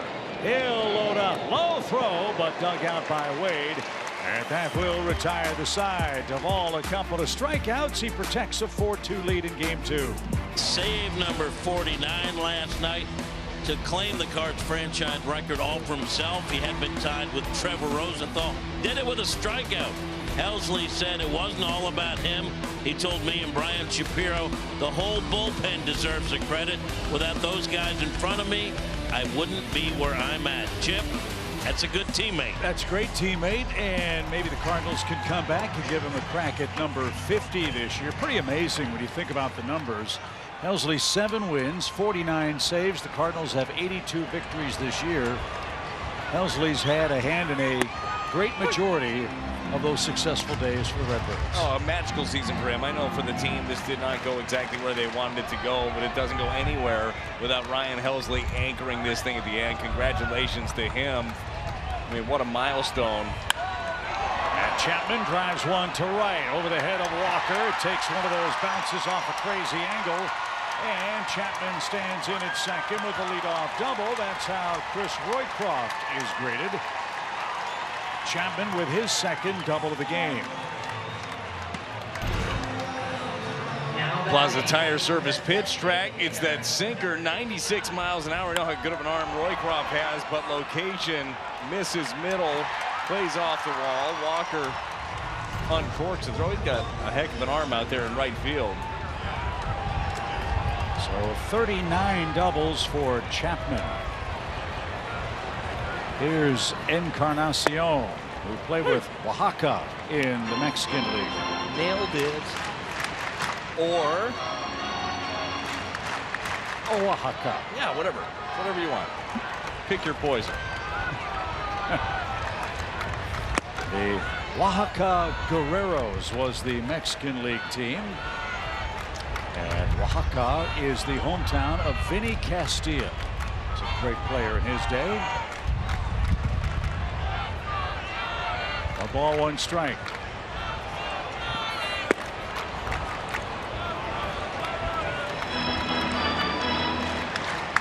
I like that slider right there from Roycroft. I'd like to see another one of those. Don't have to do anything more. Don't have to make it nastier. That location will get the job done. A ball, 2 strikes. Off the end of the bat, and we'll try again. I mentioned earlier the weather here a little warm for this time of year here at Oracle Park. Usually you get to smell the garlic fries. Fans in the lower bowl right below us bring those by the booth. But the coolest thing was, maybe they still have it, haven't seen it yet today. On a really chilly day, they will have vendors with backpacks that dispense hot chocolate. Really? Yeah. Like have their own like dispenser? Yeah, like a little, what do you call that, a little nozzle? Like they got a keg of hot chocolate? Yeah. Oh, that sounds good. Yeah. I don't know if they put whipped cream on the chocolate or not, but still, nice tasty treat. I've never had here at the ballpark, I've never had the garlic fries. No, okay. I've heard good things. Well, tomorrow. They smell amazing. I'll have to try that tomorrow. As this one on the ground is second, that'll get Chapman to third. Another productive out for Encarnacion. He's done that twice. And here's Bailey with an RBI single coming up next. 4-2, Giants have the lead. Yeah, the garlic fries are great as long as you don't sit next to a friend on the airplane.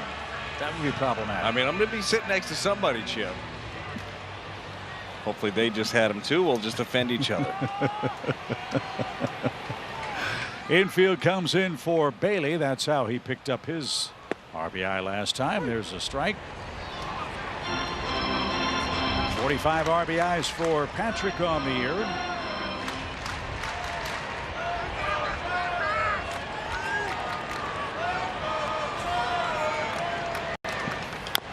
Little tapper on contact. Let's see if that rolls foul. Smart play there by Goldschmidt.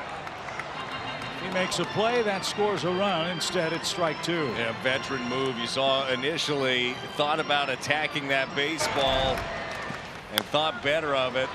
Let it hit this lip of the grass and roll out.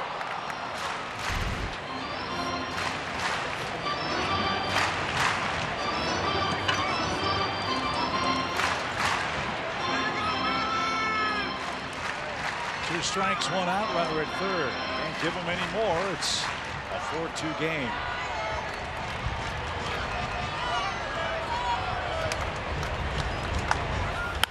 Driven to center. Ciani will make the grab. Runner will tag. Here comes the throw. It's going to be way late. And Bailey with his second RBI. It comes on a sacrifice fly.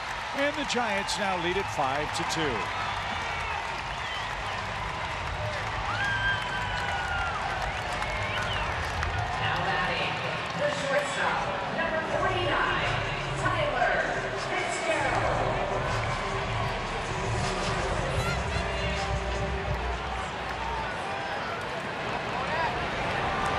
Base is empty. Here's Fitzgerald. He's 0 for 2. And Tyler takes a strike.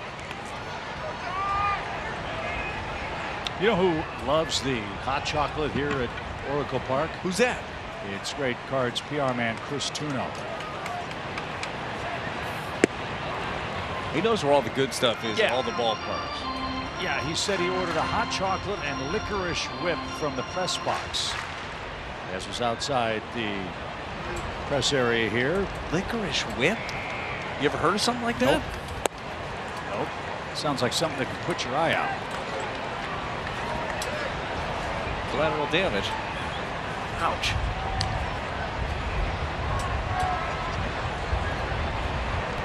Two balls and a strike. And that's downstairs. Yeah, they apparently, the vendors were told, Chris says I'm assuming they have kind of a holster as they carry the 5-gallon backpack.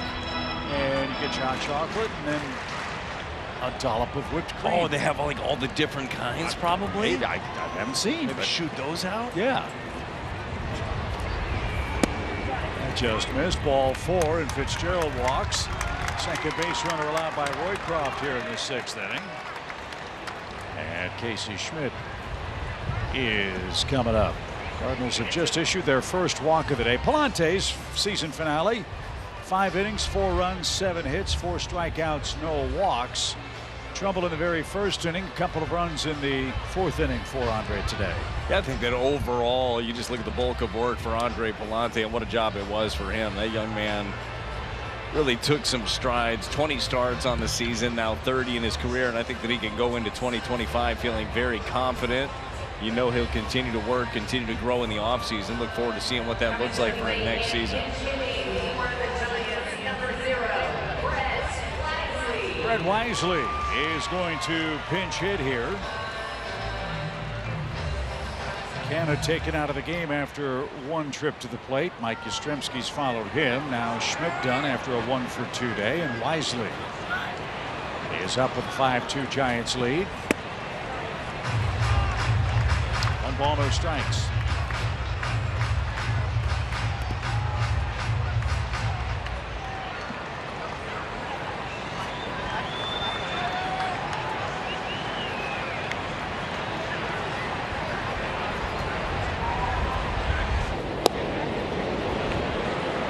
Yeah, Tuno tells us that a licorice whip is a 3-foot-long string of licorice. Oh, okay. I thought it was like a licorice-infused whipped cream That's what on I thought, top too. of the... Yeah. Okay, Yeah. that's totally different. Yeah. Boy, those two don't sound like they would pair together. Nope. Licorice and hot chocolate sounds like... That's not good. Like a garlic milkshake. Yeah, which maybe it's great. Not my thing. Yeah, if they have a cold maybe, but otherwise hard pass. 2 balls, no strikes. But yeah, you're right. That 3-foot-long string of licorice, man, you could put an eye out. Everybody that's ever had a licorice whip ever, you don't just eat the thing. You slap somebody with it first. Yeah. Kids don't do that, but you do. Out of play foul. You a licorice guy? I mean, I don't search it out. Yeah. But if it's around. Okay. This is a very okay, here we go again. Another one of our big questions. No, it's just peanut butter, creamy, crunchy, creamy, obviously. We know that you're wrong. Black licorice. Where do you stand on that? Hate it. Really? Hate it. Interesting. Pitch. He's out of blink. Why? Tastes great. Just because it's awful is the only reason I hate it personally. And anything that tastes of black licorice. So you don't eat the black jelly beans? No, of course I don't eat the black jelly beans. Nobody eats those. We had some jelly beans in Denver. They were delicious.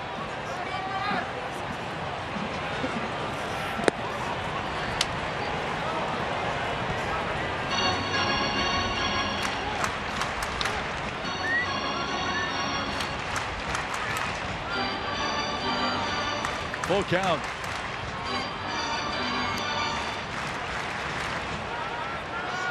Giants have added a 6th inning run. Runner goes, and another walk. Back-to-back walks with 2 outs.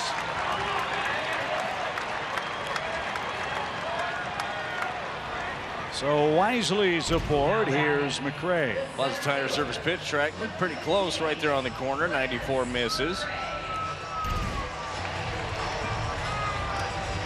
And another visit coming from Cardinals pitching coach Dusty Blake.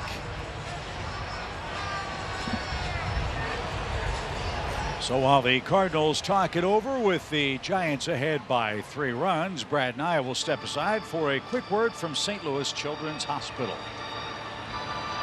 St. Louis Children's Hospital, the only place where Washington University physicians have gathered from across the globe, discovering and developing life-changing treatments for kids.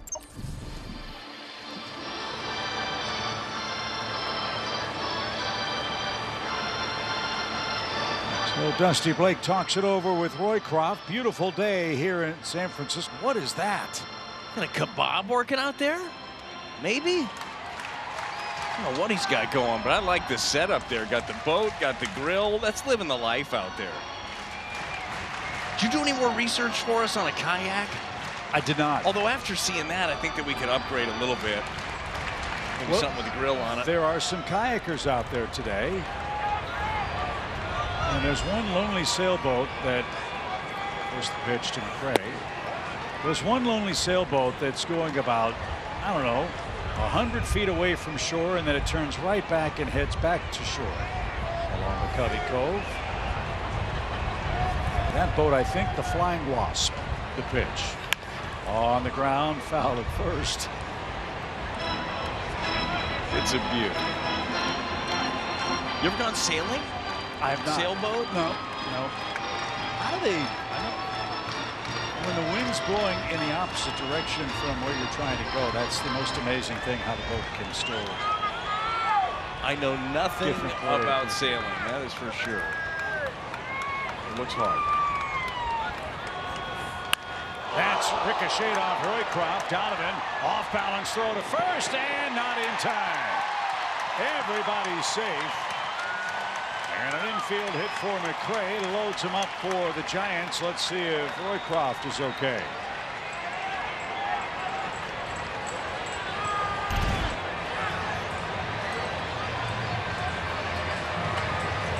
That catches him right off the back of his throwing shoulder.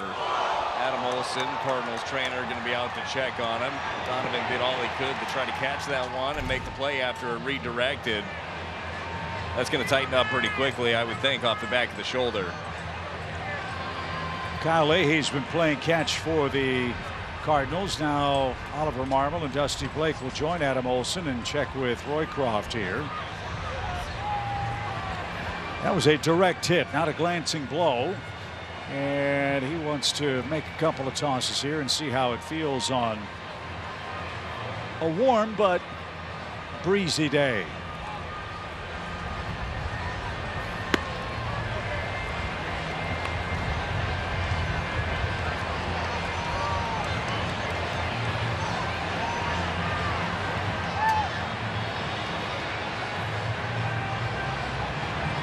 And Ollie's not going to take any chances. Roycroft will come out of this game after being struck by a batted ball from McCray.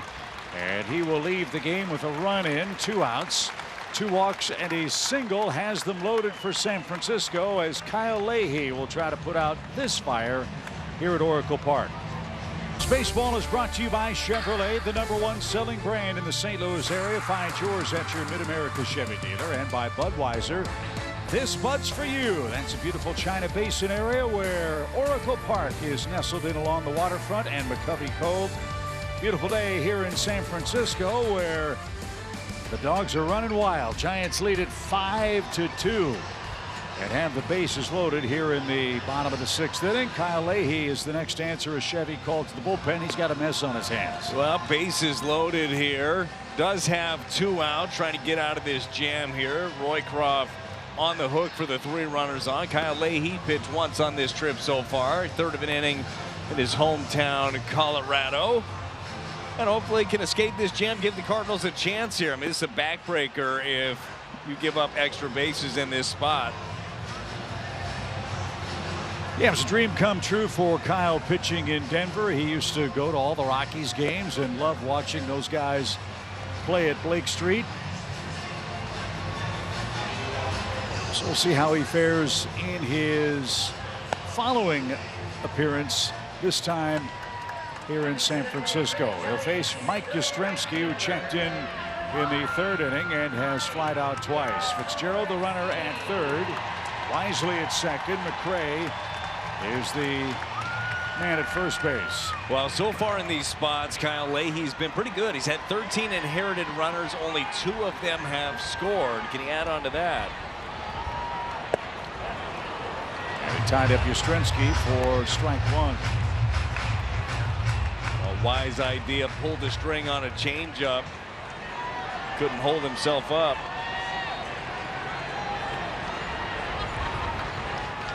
Fly ball, well hit center. Siani broke in, now retreats. Quick peek at the wall, and he's got room.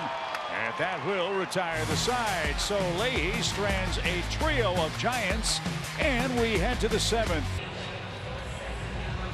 Couple of dogs in that shot here at Oracle Park. Is that a Labrador or an Irish golden, setter? maybe? Can't tell. Good Either way, pup. happy hound as Eric Miller comes on for San Francisco. 3 of the next 4 hitters are left-handed for St. Louis, so a lane for Miller to answer the Chevy call to the pen. And Alec Burleson with a good day at the plate today has 2 singles in 3 trips. We hope that Leahy getting that fly ball to center field, stranding 3 odd, gives the Cardinals a chance here. Only down 3. Saw this offense put up some crooked numbers in the ball game yesterday. Had a 4-run 4th inning in the game. That was fun to see the offense churning for Ollie's club.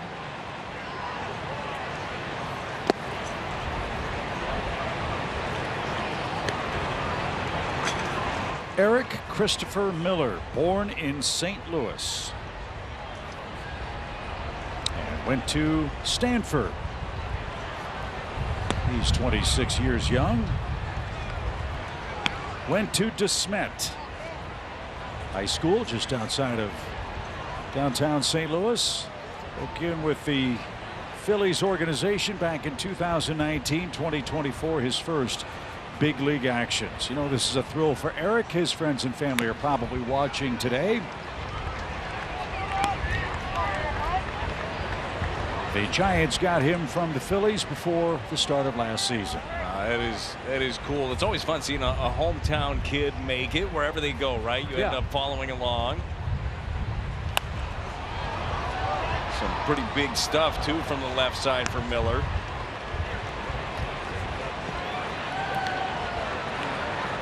MLB Pipeline rated Miller as the 30th best Giants prospect before the start of play this year. And look at that ball move. It almost hit Burleson, so lefty-lefty matchup goes the Cardinals' way. And Goldschmidt's coming up. He's had a productive day. Bally Sports Midwest would like to thank the Gateway Honda dealers for generously donating $1,000 for every home run hit in the 7th inning for the Cardinals this year. Your Honda dealers donated $20,000 with over $400,000 in total donations to the Make-A-Wish Foundation. And the Gateway Honda dealers will continue to help grant the wishes of critically ill children. So we do appreciate that remarkable support. And hopefully a little more support's coming for St. Louis both today and tomorrow as we ramp up regular season play. There's a scorcher down the left field line and headed for the corner. That's going to bounce up against the wall. Burleson's on his way to third. It's another double for Goldschmidt, and the Cardinals are in business, second and third with nobody out. Now batting, the second baseman. Well, the changeup here from the lefty. Miller wanted it down and away on the corner. It snuck down and in, and Goldie was ready for it. Another double, some more damage here at Oracle, a place that he has seen the ball so well over the years. So let's see if the Cardinals can improve on 1 for 9 with runners in scoring position. Donovan, another left-handed bat. He handles lefties well. So does Lars Nootbaar, for that matter. That's what is also intriguing about the makeup of the St. Louis offense. Lefties can hit lefties. That makes it easier for your manager to pencil you into the lineup every day. And a good cut there evens the count.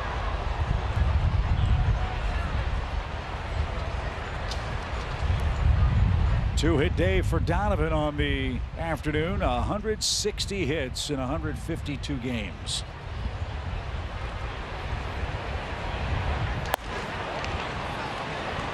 They were throwing hard, but missed with ball 2. Cardinals down 3, tying run at the plate.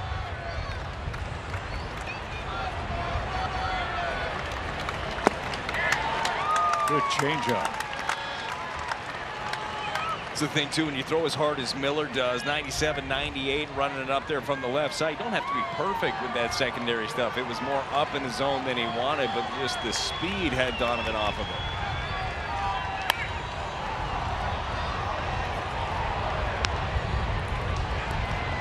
Wind really blowing hard here. If Donovan can backspin one, it might carry out. He represents the tying run. Now the 2-2 pitch.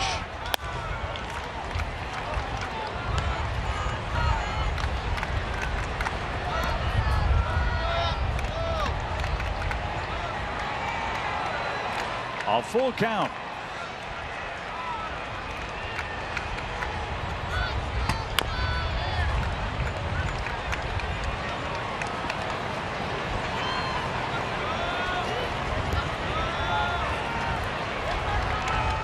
60 hits for Donovan, leads the club. Mason Wynn 156, Arenado 157. The pitch. Line right center field. That's going to bring home a couple. Donovan on his way to second. The Cardinals have made it a 5-4 game. First 3 runners have reached in the 7th inning. Donovan with a 3-for-4 day. Well, what an at-bat here, too, by Donovan on the 8th pitch of the at-bat after fouling off a couple of tough ones. He got another changeup middle in that he can handle and drove in a pair. Bring this thing within 1.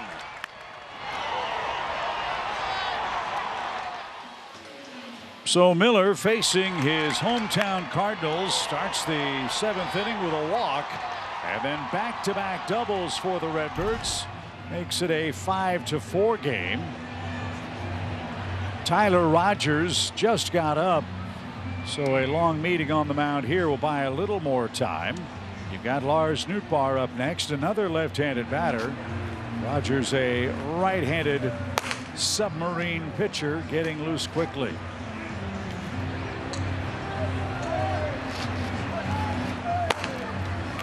That hurts me to watch.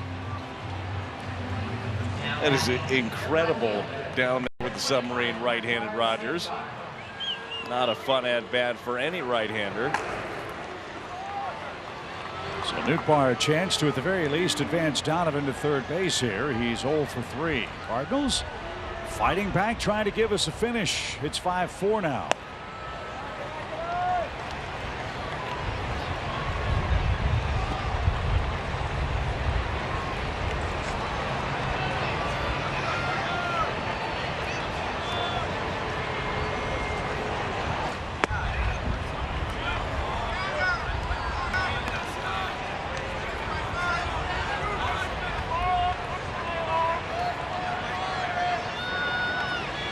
Two balls, no strikes. Walker next. Big gap right center for Nootbaar. And he takes a strike. That's why the Giants shade Nootbaar way around toward left. Miller wants to keep it away from Nootbaar and his level swinged power. Made some mistakes here. The pitch. Same spot, same call. 2-2. Spotted a couple perfect fastballs away right here, did Miller. Now it's time for Lars Nootbaar to protect with 2 strikes. Can still jump on anything on the inner half, but need to protect away.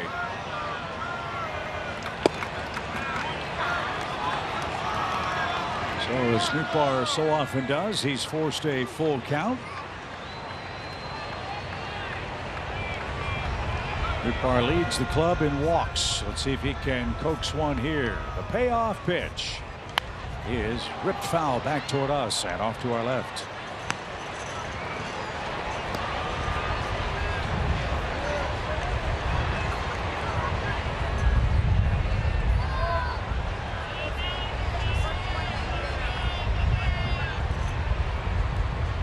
The 3-2.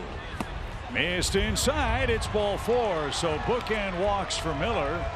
2 doubles sandwiched in between. And now Bob Melvin has no choice but to go get his young left-hander, who's allowed 2 runs, 2 more base runners, and still nobody out. Jordan Walker up in a big spot. The Cardinals have battled back to within a run.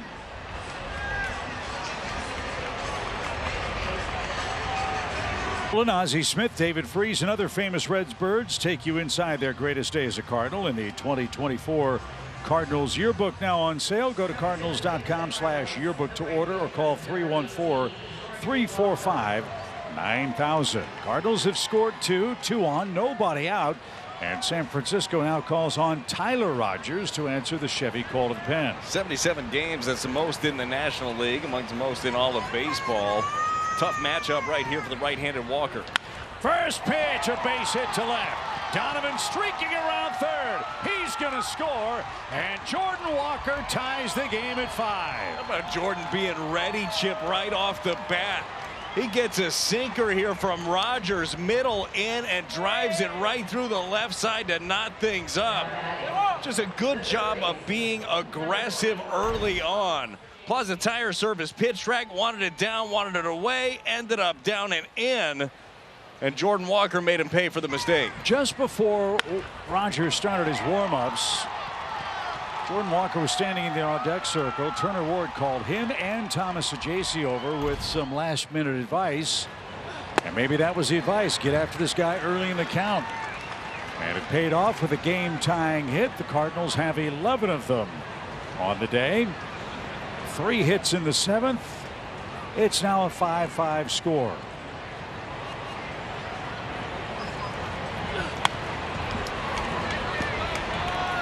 Rogers has missed with 3 straight in the happy zone for the hitters. But Ajacey fouled 2 of them back. Thomas 0 for 3. And now the 0-2 pitch. Serve to the right side. Wade to second for 1. That's all they'll get. Productive out. And they're at first and third. Ajacey is aboard. Nootbaar to third. Walker forced out at second. And now Pages with a fly ball could put St. Louis in front.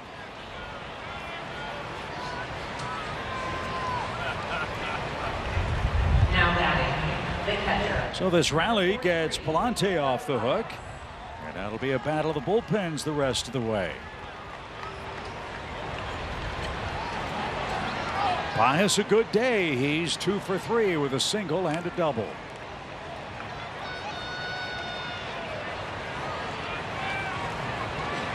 On this road trip, partner, I think it's really been eye-opening and fun seeing these youngsters for the Cardinals come up with big hits in big spots. Well, you know how much confidence that ends up growing for some of these guys. Getting put in these spots, they're playing really good baseball down the stretch.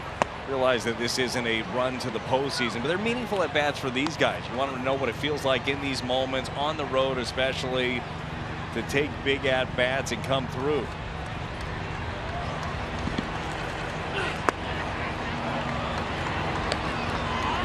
Now Pages has run at 3-0.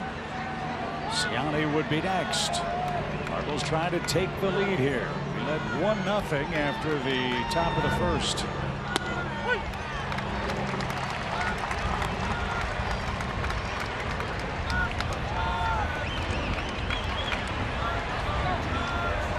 Good hitters count for the Cardinal catcher.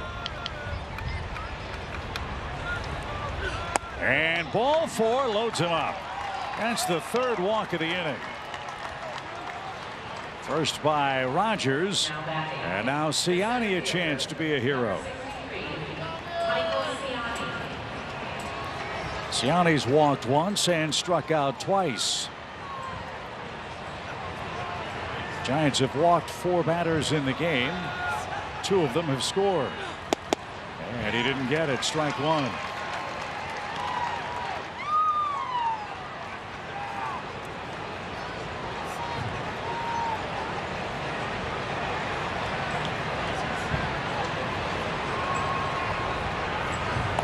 Didn't mean to, and right off his knuckles. That's a bad break. 0-2.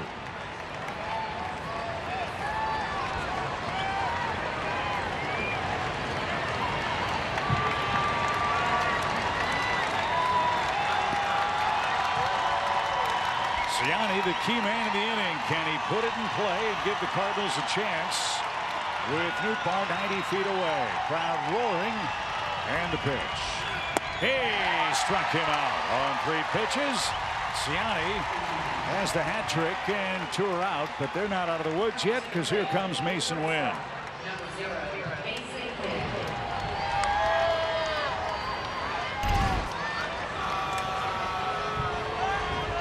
You look at that angle. That thing is coming from the ground and ends up in off the plate to get the big strikeout. But you're right, Mason Wynn, right guy, right spot. 2-run day for Mason Wynn. Cardinals with 3 in the inning have it tied.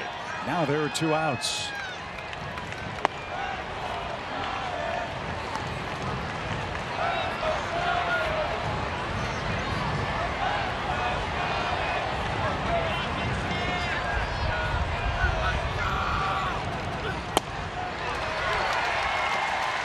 One ball, 2 strikes. Mason Wynn, the 9th man to hit in the inning. And listen to the crowd at Oracle Park.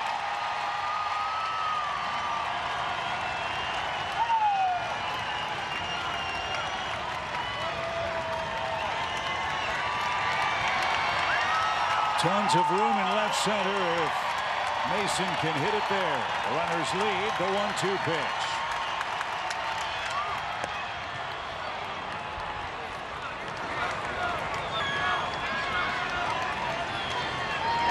Rogers wants action on this offering.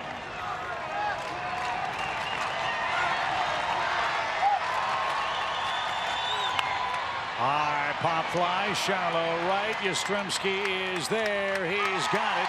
And that will retire the side. 9 come to the plate. The Cardinals get 3 to tie it. We're 5-5 at the stretch. One of the characteristics of the Cardinals this year, they don't always win, but they try to give us a finish. They're doing that today. It was 5-2. Now 5-5 after a 3 spot in the top of the 7th. Well, Kyle Leahy last inning came into a big spot. He had 2 outs, bases loaded, got out of that. Now a big spot as this game is all tied up, and his job to leave it right here in the 7th inning. A little action in the Cardinals bullpen. Matthew Liberatore, the lefty, begins to throw. Elliot Ramos greets Leahy here, and here's a strike, even count. Ramos scored the second of 2 Giants runs in the first inning. He's 1 for 3 on the day. Good player. Ground ball third. Sajasi bobbles, recovers, and throws to first. That's exactly how you're supposed to play it. Use your chest, knock it down, pick it up. It'll leave a mark, but it's out number 1. Yeah, it's easier said than done, but stays in front of it, does make the play, kicks off of him, and then fortunately kicks right back to his throwing hand to make the play.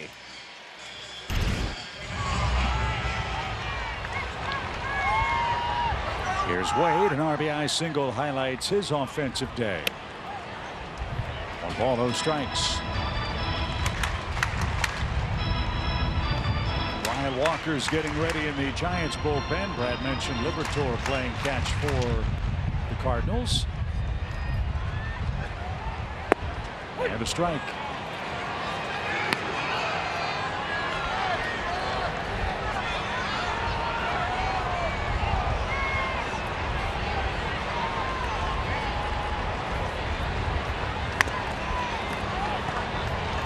Now 1-2.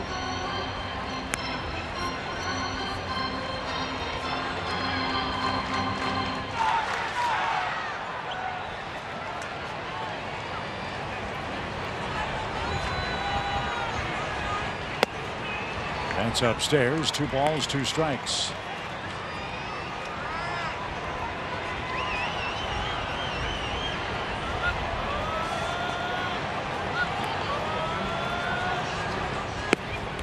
Oh, walk him, Kyle. Full count. Well, you know, Lamont Wade Jr. has no problem drawing a walk. He's got the highest walk rate in the National League. Gonna have to come to him. Hot hitting Chapman next. And he came back to get him. Nice pitch. First strikeout for Kyle Leahy. 2 up, 2 down in the 7th. Look at this changeup right here from Kyle Leahy. I think the big key to this one is started middle and just dove. The bottom dropped out of it to get the swing and miss on Lamont Wade Jr. And that's an important out because Chapman's had a big day today. A couple of doubles, a couple of runs.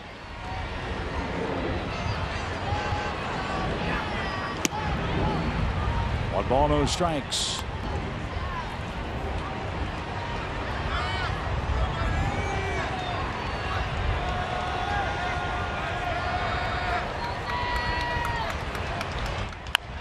Little tapper up the middle. Donovan's got it. And his peg to first is in time. And Leahy is perfect. An inning and a third of spotless relief. The Cardinals have tied the game, and we head to the 8th, a 5-5 score.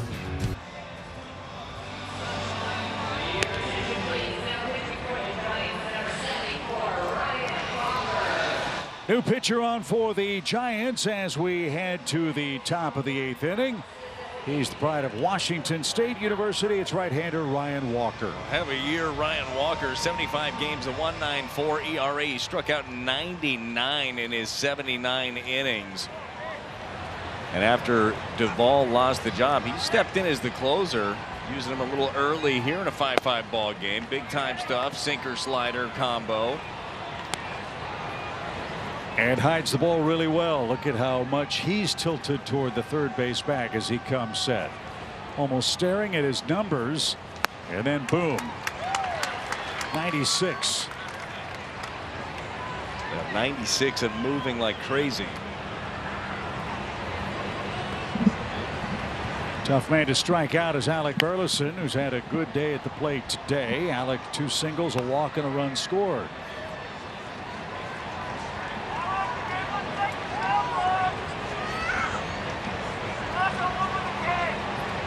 Stretch and pitch to Burleson.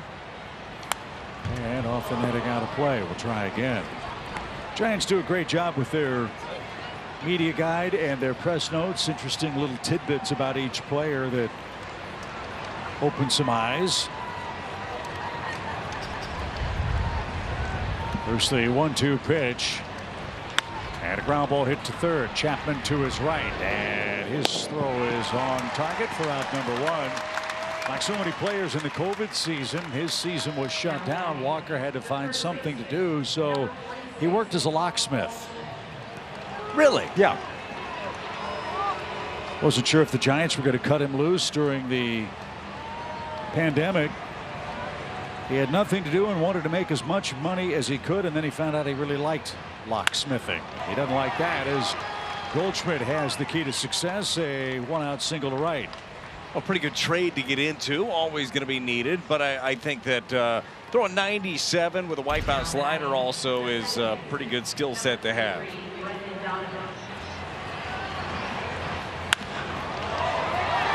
So let's see what Donovan can do. Cardinals have the go-ahead run aboard, and it's a called strike.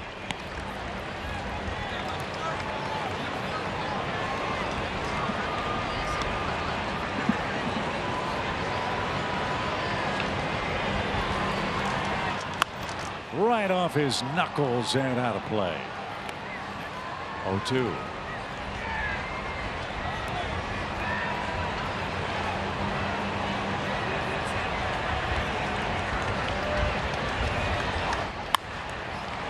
Another one off to the left. Fans down the left field line, bathed in sunshine. Fans on the right side in shadows and trying to stay warm here in the 8th inning. Snap throw back to first.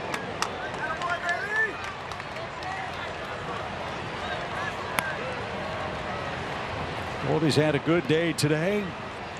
3 hits, a sac fly and a ground out, and 2 RBIs.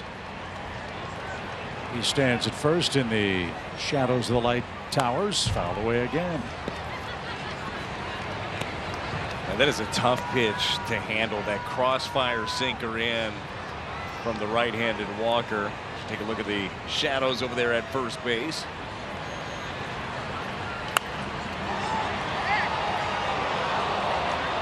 Donovan is peppering the left side of his ballpark with foul balls.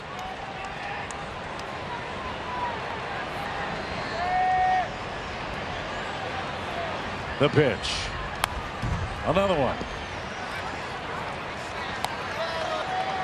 Just makes you work, and as from a pitcher standpoint, such a maddening presence up there, keeps spoiling good pitches.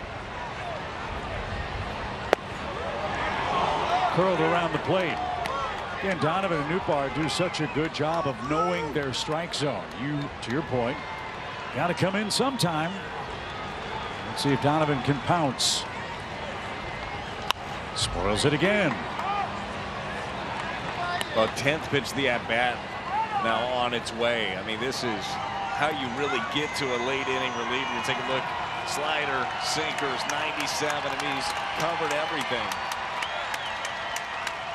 Swing, fly ball center. That's well hit. McCray going back to the wall. He's got it. Donovan just missed.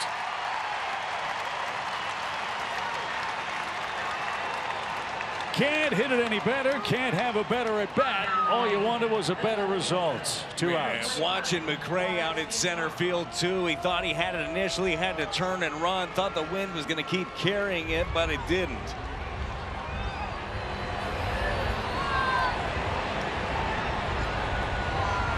So it's up to Nootbaar with 2 outs. Again, it's 391 to straightaway center, but this is a really tough place to homer. A big sigh of relief for Ryan Walker as Nootbaar awaits a 1-1 pitch. The 19th of the inning.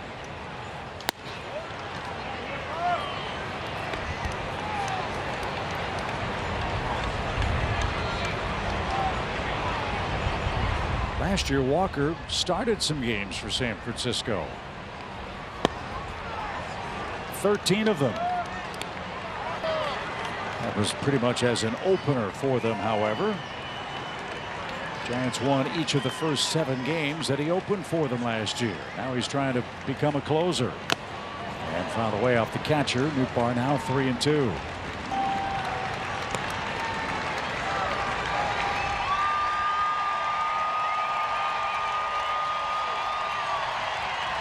Crowd's been into it with every pitch today. It's been a lot of fun.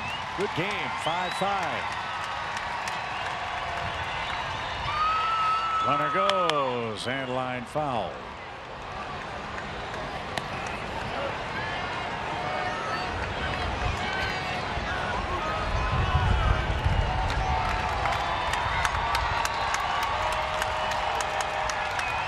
Again, Goldie runs the pitch.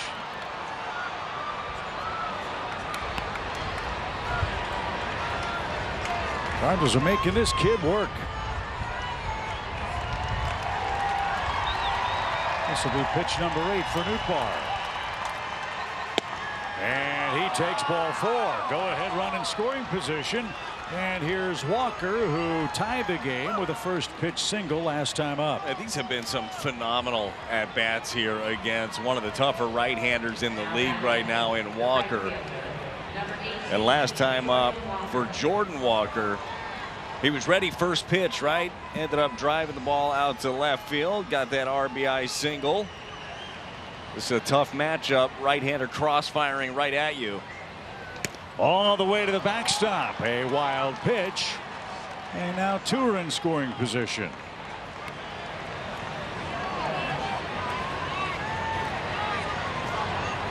Cardinals are 4 for 15 with runners in scoring position, but we're tied at 5. Can Walker drive home a second run? Even count.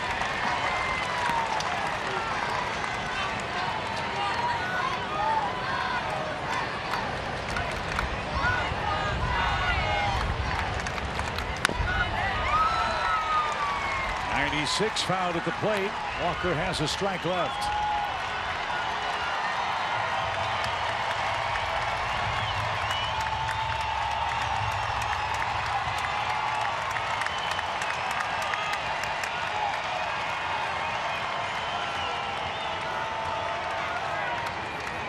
Jordan wants to think it over. Can't blame him for that. Goldie at third, Nootbaar at second, 2 outs. 5-5 game.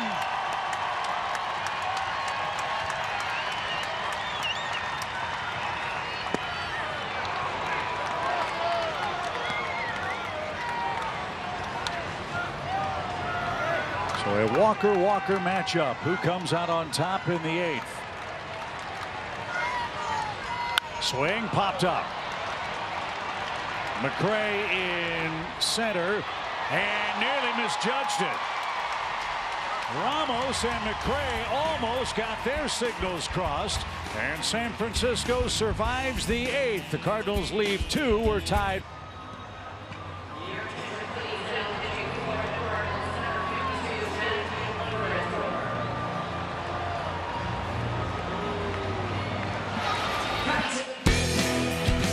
Well, the Cardinals bullpen, Brad, has been the backbone of the club all year long. Look at this impressive tally for Dusty Blake's crew. Cardinal relievers, 50 or more games, 3.75 ERA or lower. The only team in baseball that have 6 players that fit the bill. And even more impressive, Chip, is the fact that they had 0 that fit that bill last year in 2023. So a huge step forward for the bullpen. A huge step forward this year also for Matthew Liberatore, his 60th game of the season. He's your Chevy call to the bullpen.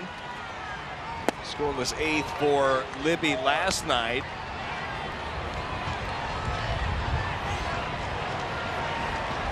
Ferrara Encarnacion greets him first in a 5-5 game. And look, it's notable when you think about the progression of Matthew Liberatore.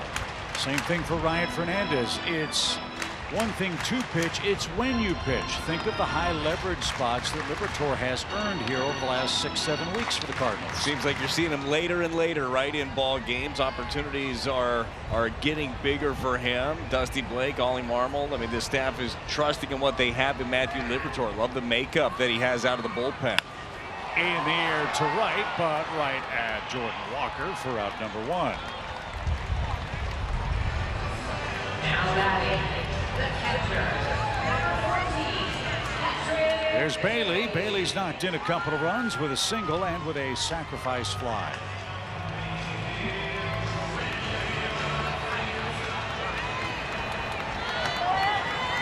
So Bailey 1 for 5 in the series. Hitting right-handed now.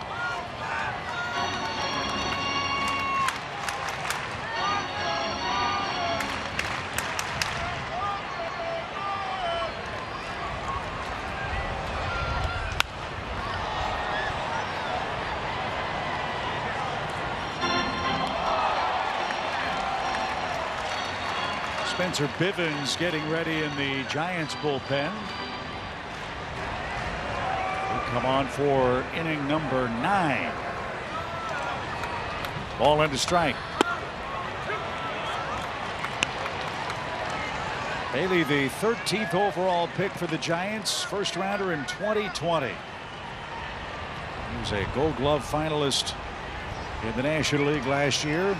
Might be the same this year. No swing evens the count.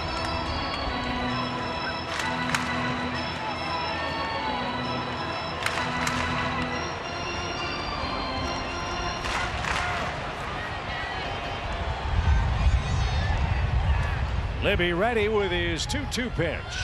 Hey, got him swinging and a miss. First strikeout for Liberatore, 2 quick outs. That late slider here. This has been an effective tool to the right-handers. Back foot slider. I like that he's got a couple of weapons too that he can use against the righties. He can use the slider like that. He can also run his cutter in on him. He's always got 97 in the tank from the left side also.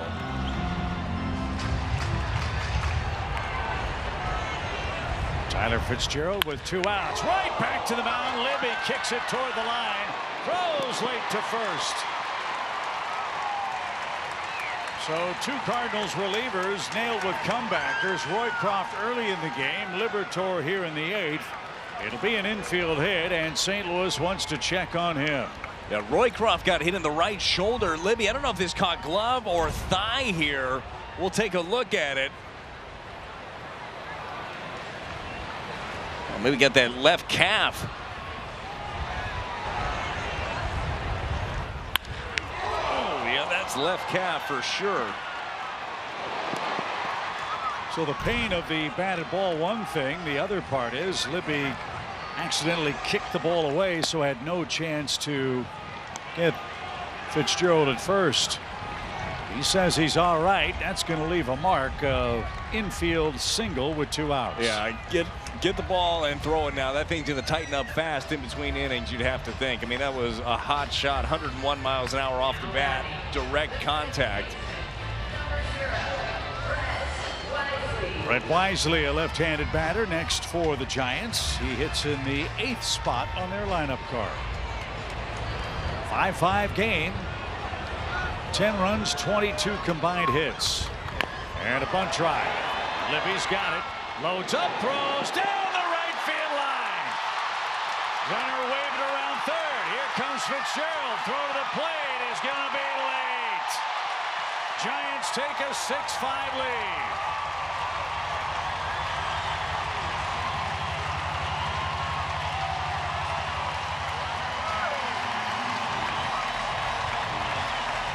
That was a really intelligent play by Wisely. Check on the leg.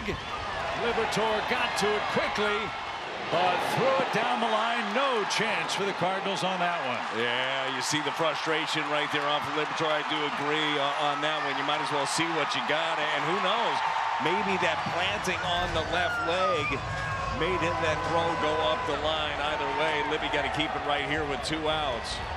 So it's a hit and an error. And now a check swing foul at third by Grant McRae. We say all the time, baseball's a game of inches. If the batted ball that hit Liberatore in the leg is a foot closer, maybe he gets the third out. But a bunt and a throwing error gives San Francisco the lead 6-5. So we look ahead to the ninth. Cardinals will have Sajaci, Pages, and Siani scheduled. Big story in the game is not the 6-5 column, but 13 left on base for the Cardinals today. Spencer Bivens will be handed a lead for the ninth. And strike 3 will retire the side. Libby got peppered with a comebacker. That turns into the go-ahead run for the Giants, and we go to the ninth in a 6-5 game. Tory for him. Yeah, Spencer Bivens, the 30-year-old rookie, looking for his first ever major league save here in this one. Bivens has had some struggles as of late, too, giving up 14 runs, 12 of them earned in his last 14 games. Well, we need 1 to tie, 2 to take the lead here. Let's see if Sajaci can get something started. He's 0 for 4.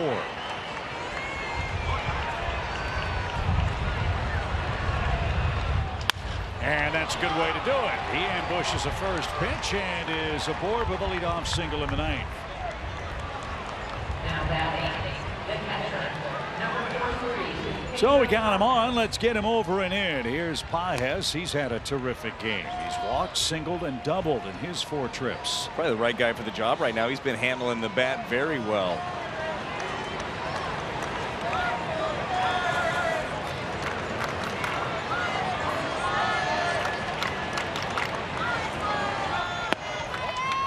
Up and in. 1 ball, no strikes.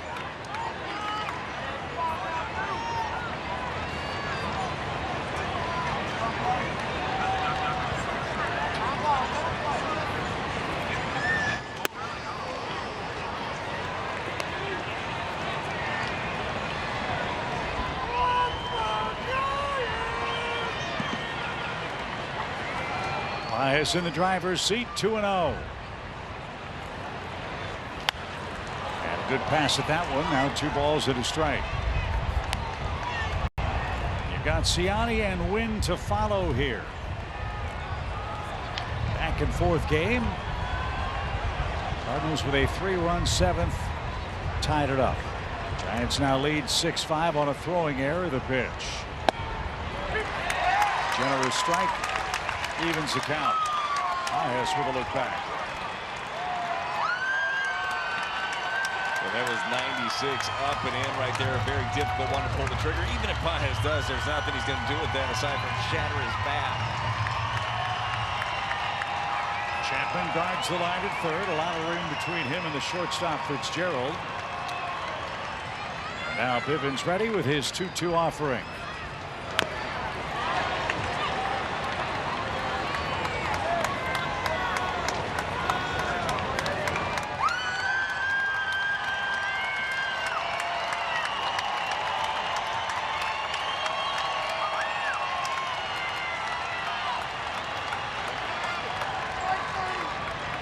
Strike 3, top of the zone. Pages retired. He didn't think so. There's out number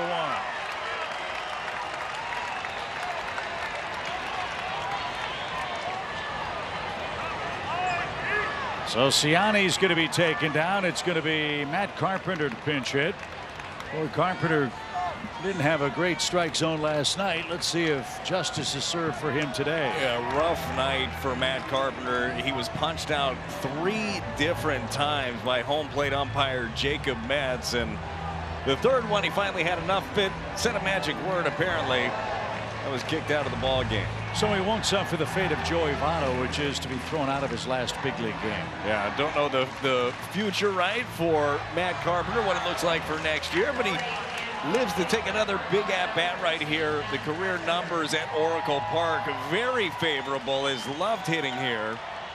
A chance for another big moment in a great career with the Birds on the bat. Tying run at first. Carpenter bats in the ninth.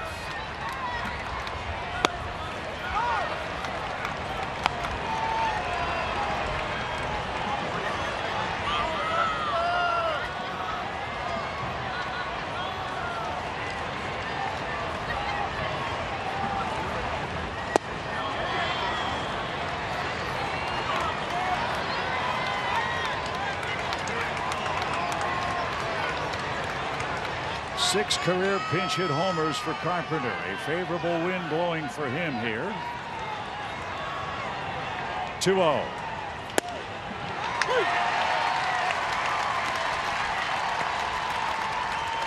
All bets off now. Carpenter made him throw a strike.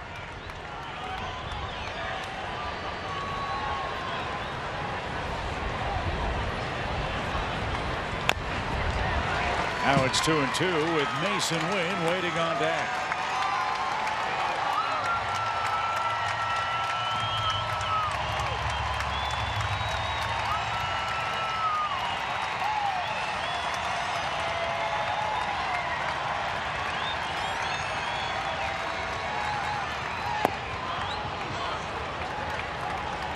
Carpenter spits on a changeup. Now he ascends to JC here with 1 out. Well, 3 balls, 2 strikes. Yeah, he's your leader in steals, 20 on the season.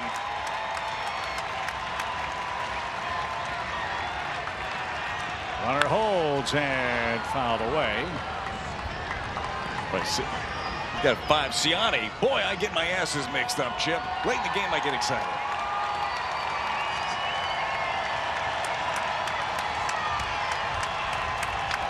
No gloves for Carpenter as he awaits the 3-2. And strike 3 inside corner. Bivens with a big pitch, back-to-back looking strikeouts. 95 painted in, which, by the way, was not trying to go there. You see the frustration on Matt Carpenter. Generally, you're not going to get a corner when you have to reach across that much, but Cardinals down to their last out. And Mason Wynn tries to keep it alive here. Runner at first. And fouled away for a strike. Bivens, the 6th Giants reliever.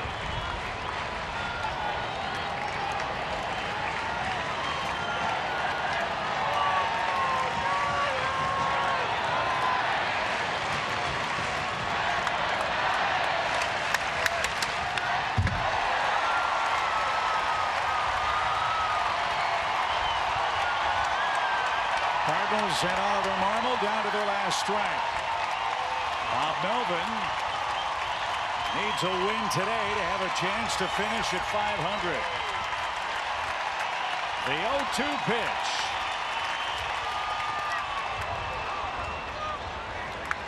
What a crowd today. I mean, these fans have been on their feet and yelling and screaming from pitch number 1.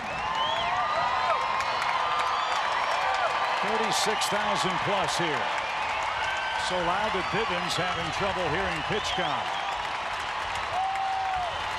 Now he's ready.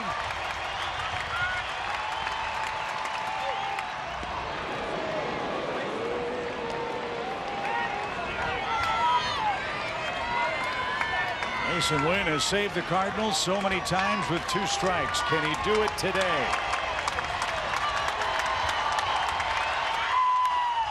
He pops it up. Left side, Chapman, foul ground near the line, and the Giants win it 6-5 to even up the series a game apiece. Partner, one more left, and it comes here tomorrow. It was a great ball game. It was a back-and-forth affair. Unfortunately, a throwing error was the difference late in this ball game, but a chance to finish on a high note tomorrow with a young Michael McGreevy on the mound. 2 hours and 51 minutes, our time of game. The Giants beat the Cardinals 6-5. Alexa Datt and Mark Sweeney are standing by in our St. Louis studios with Cardinals live postgame. Brad and I will see you for a final time. Game 162 here in San Francisco tomorrow.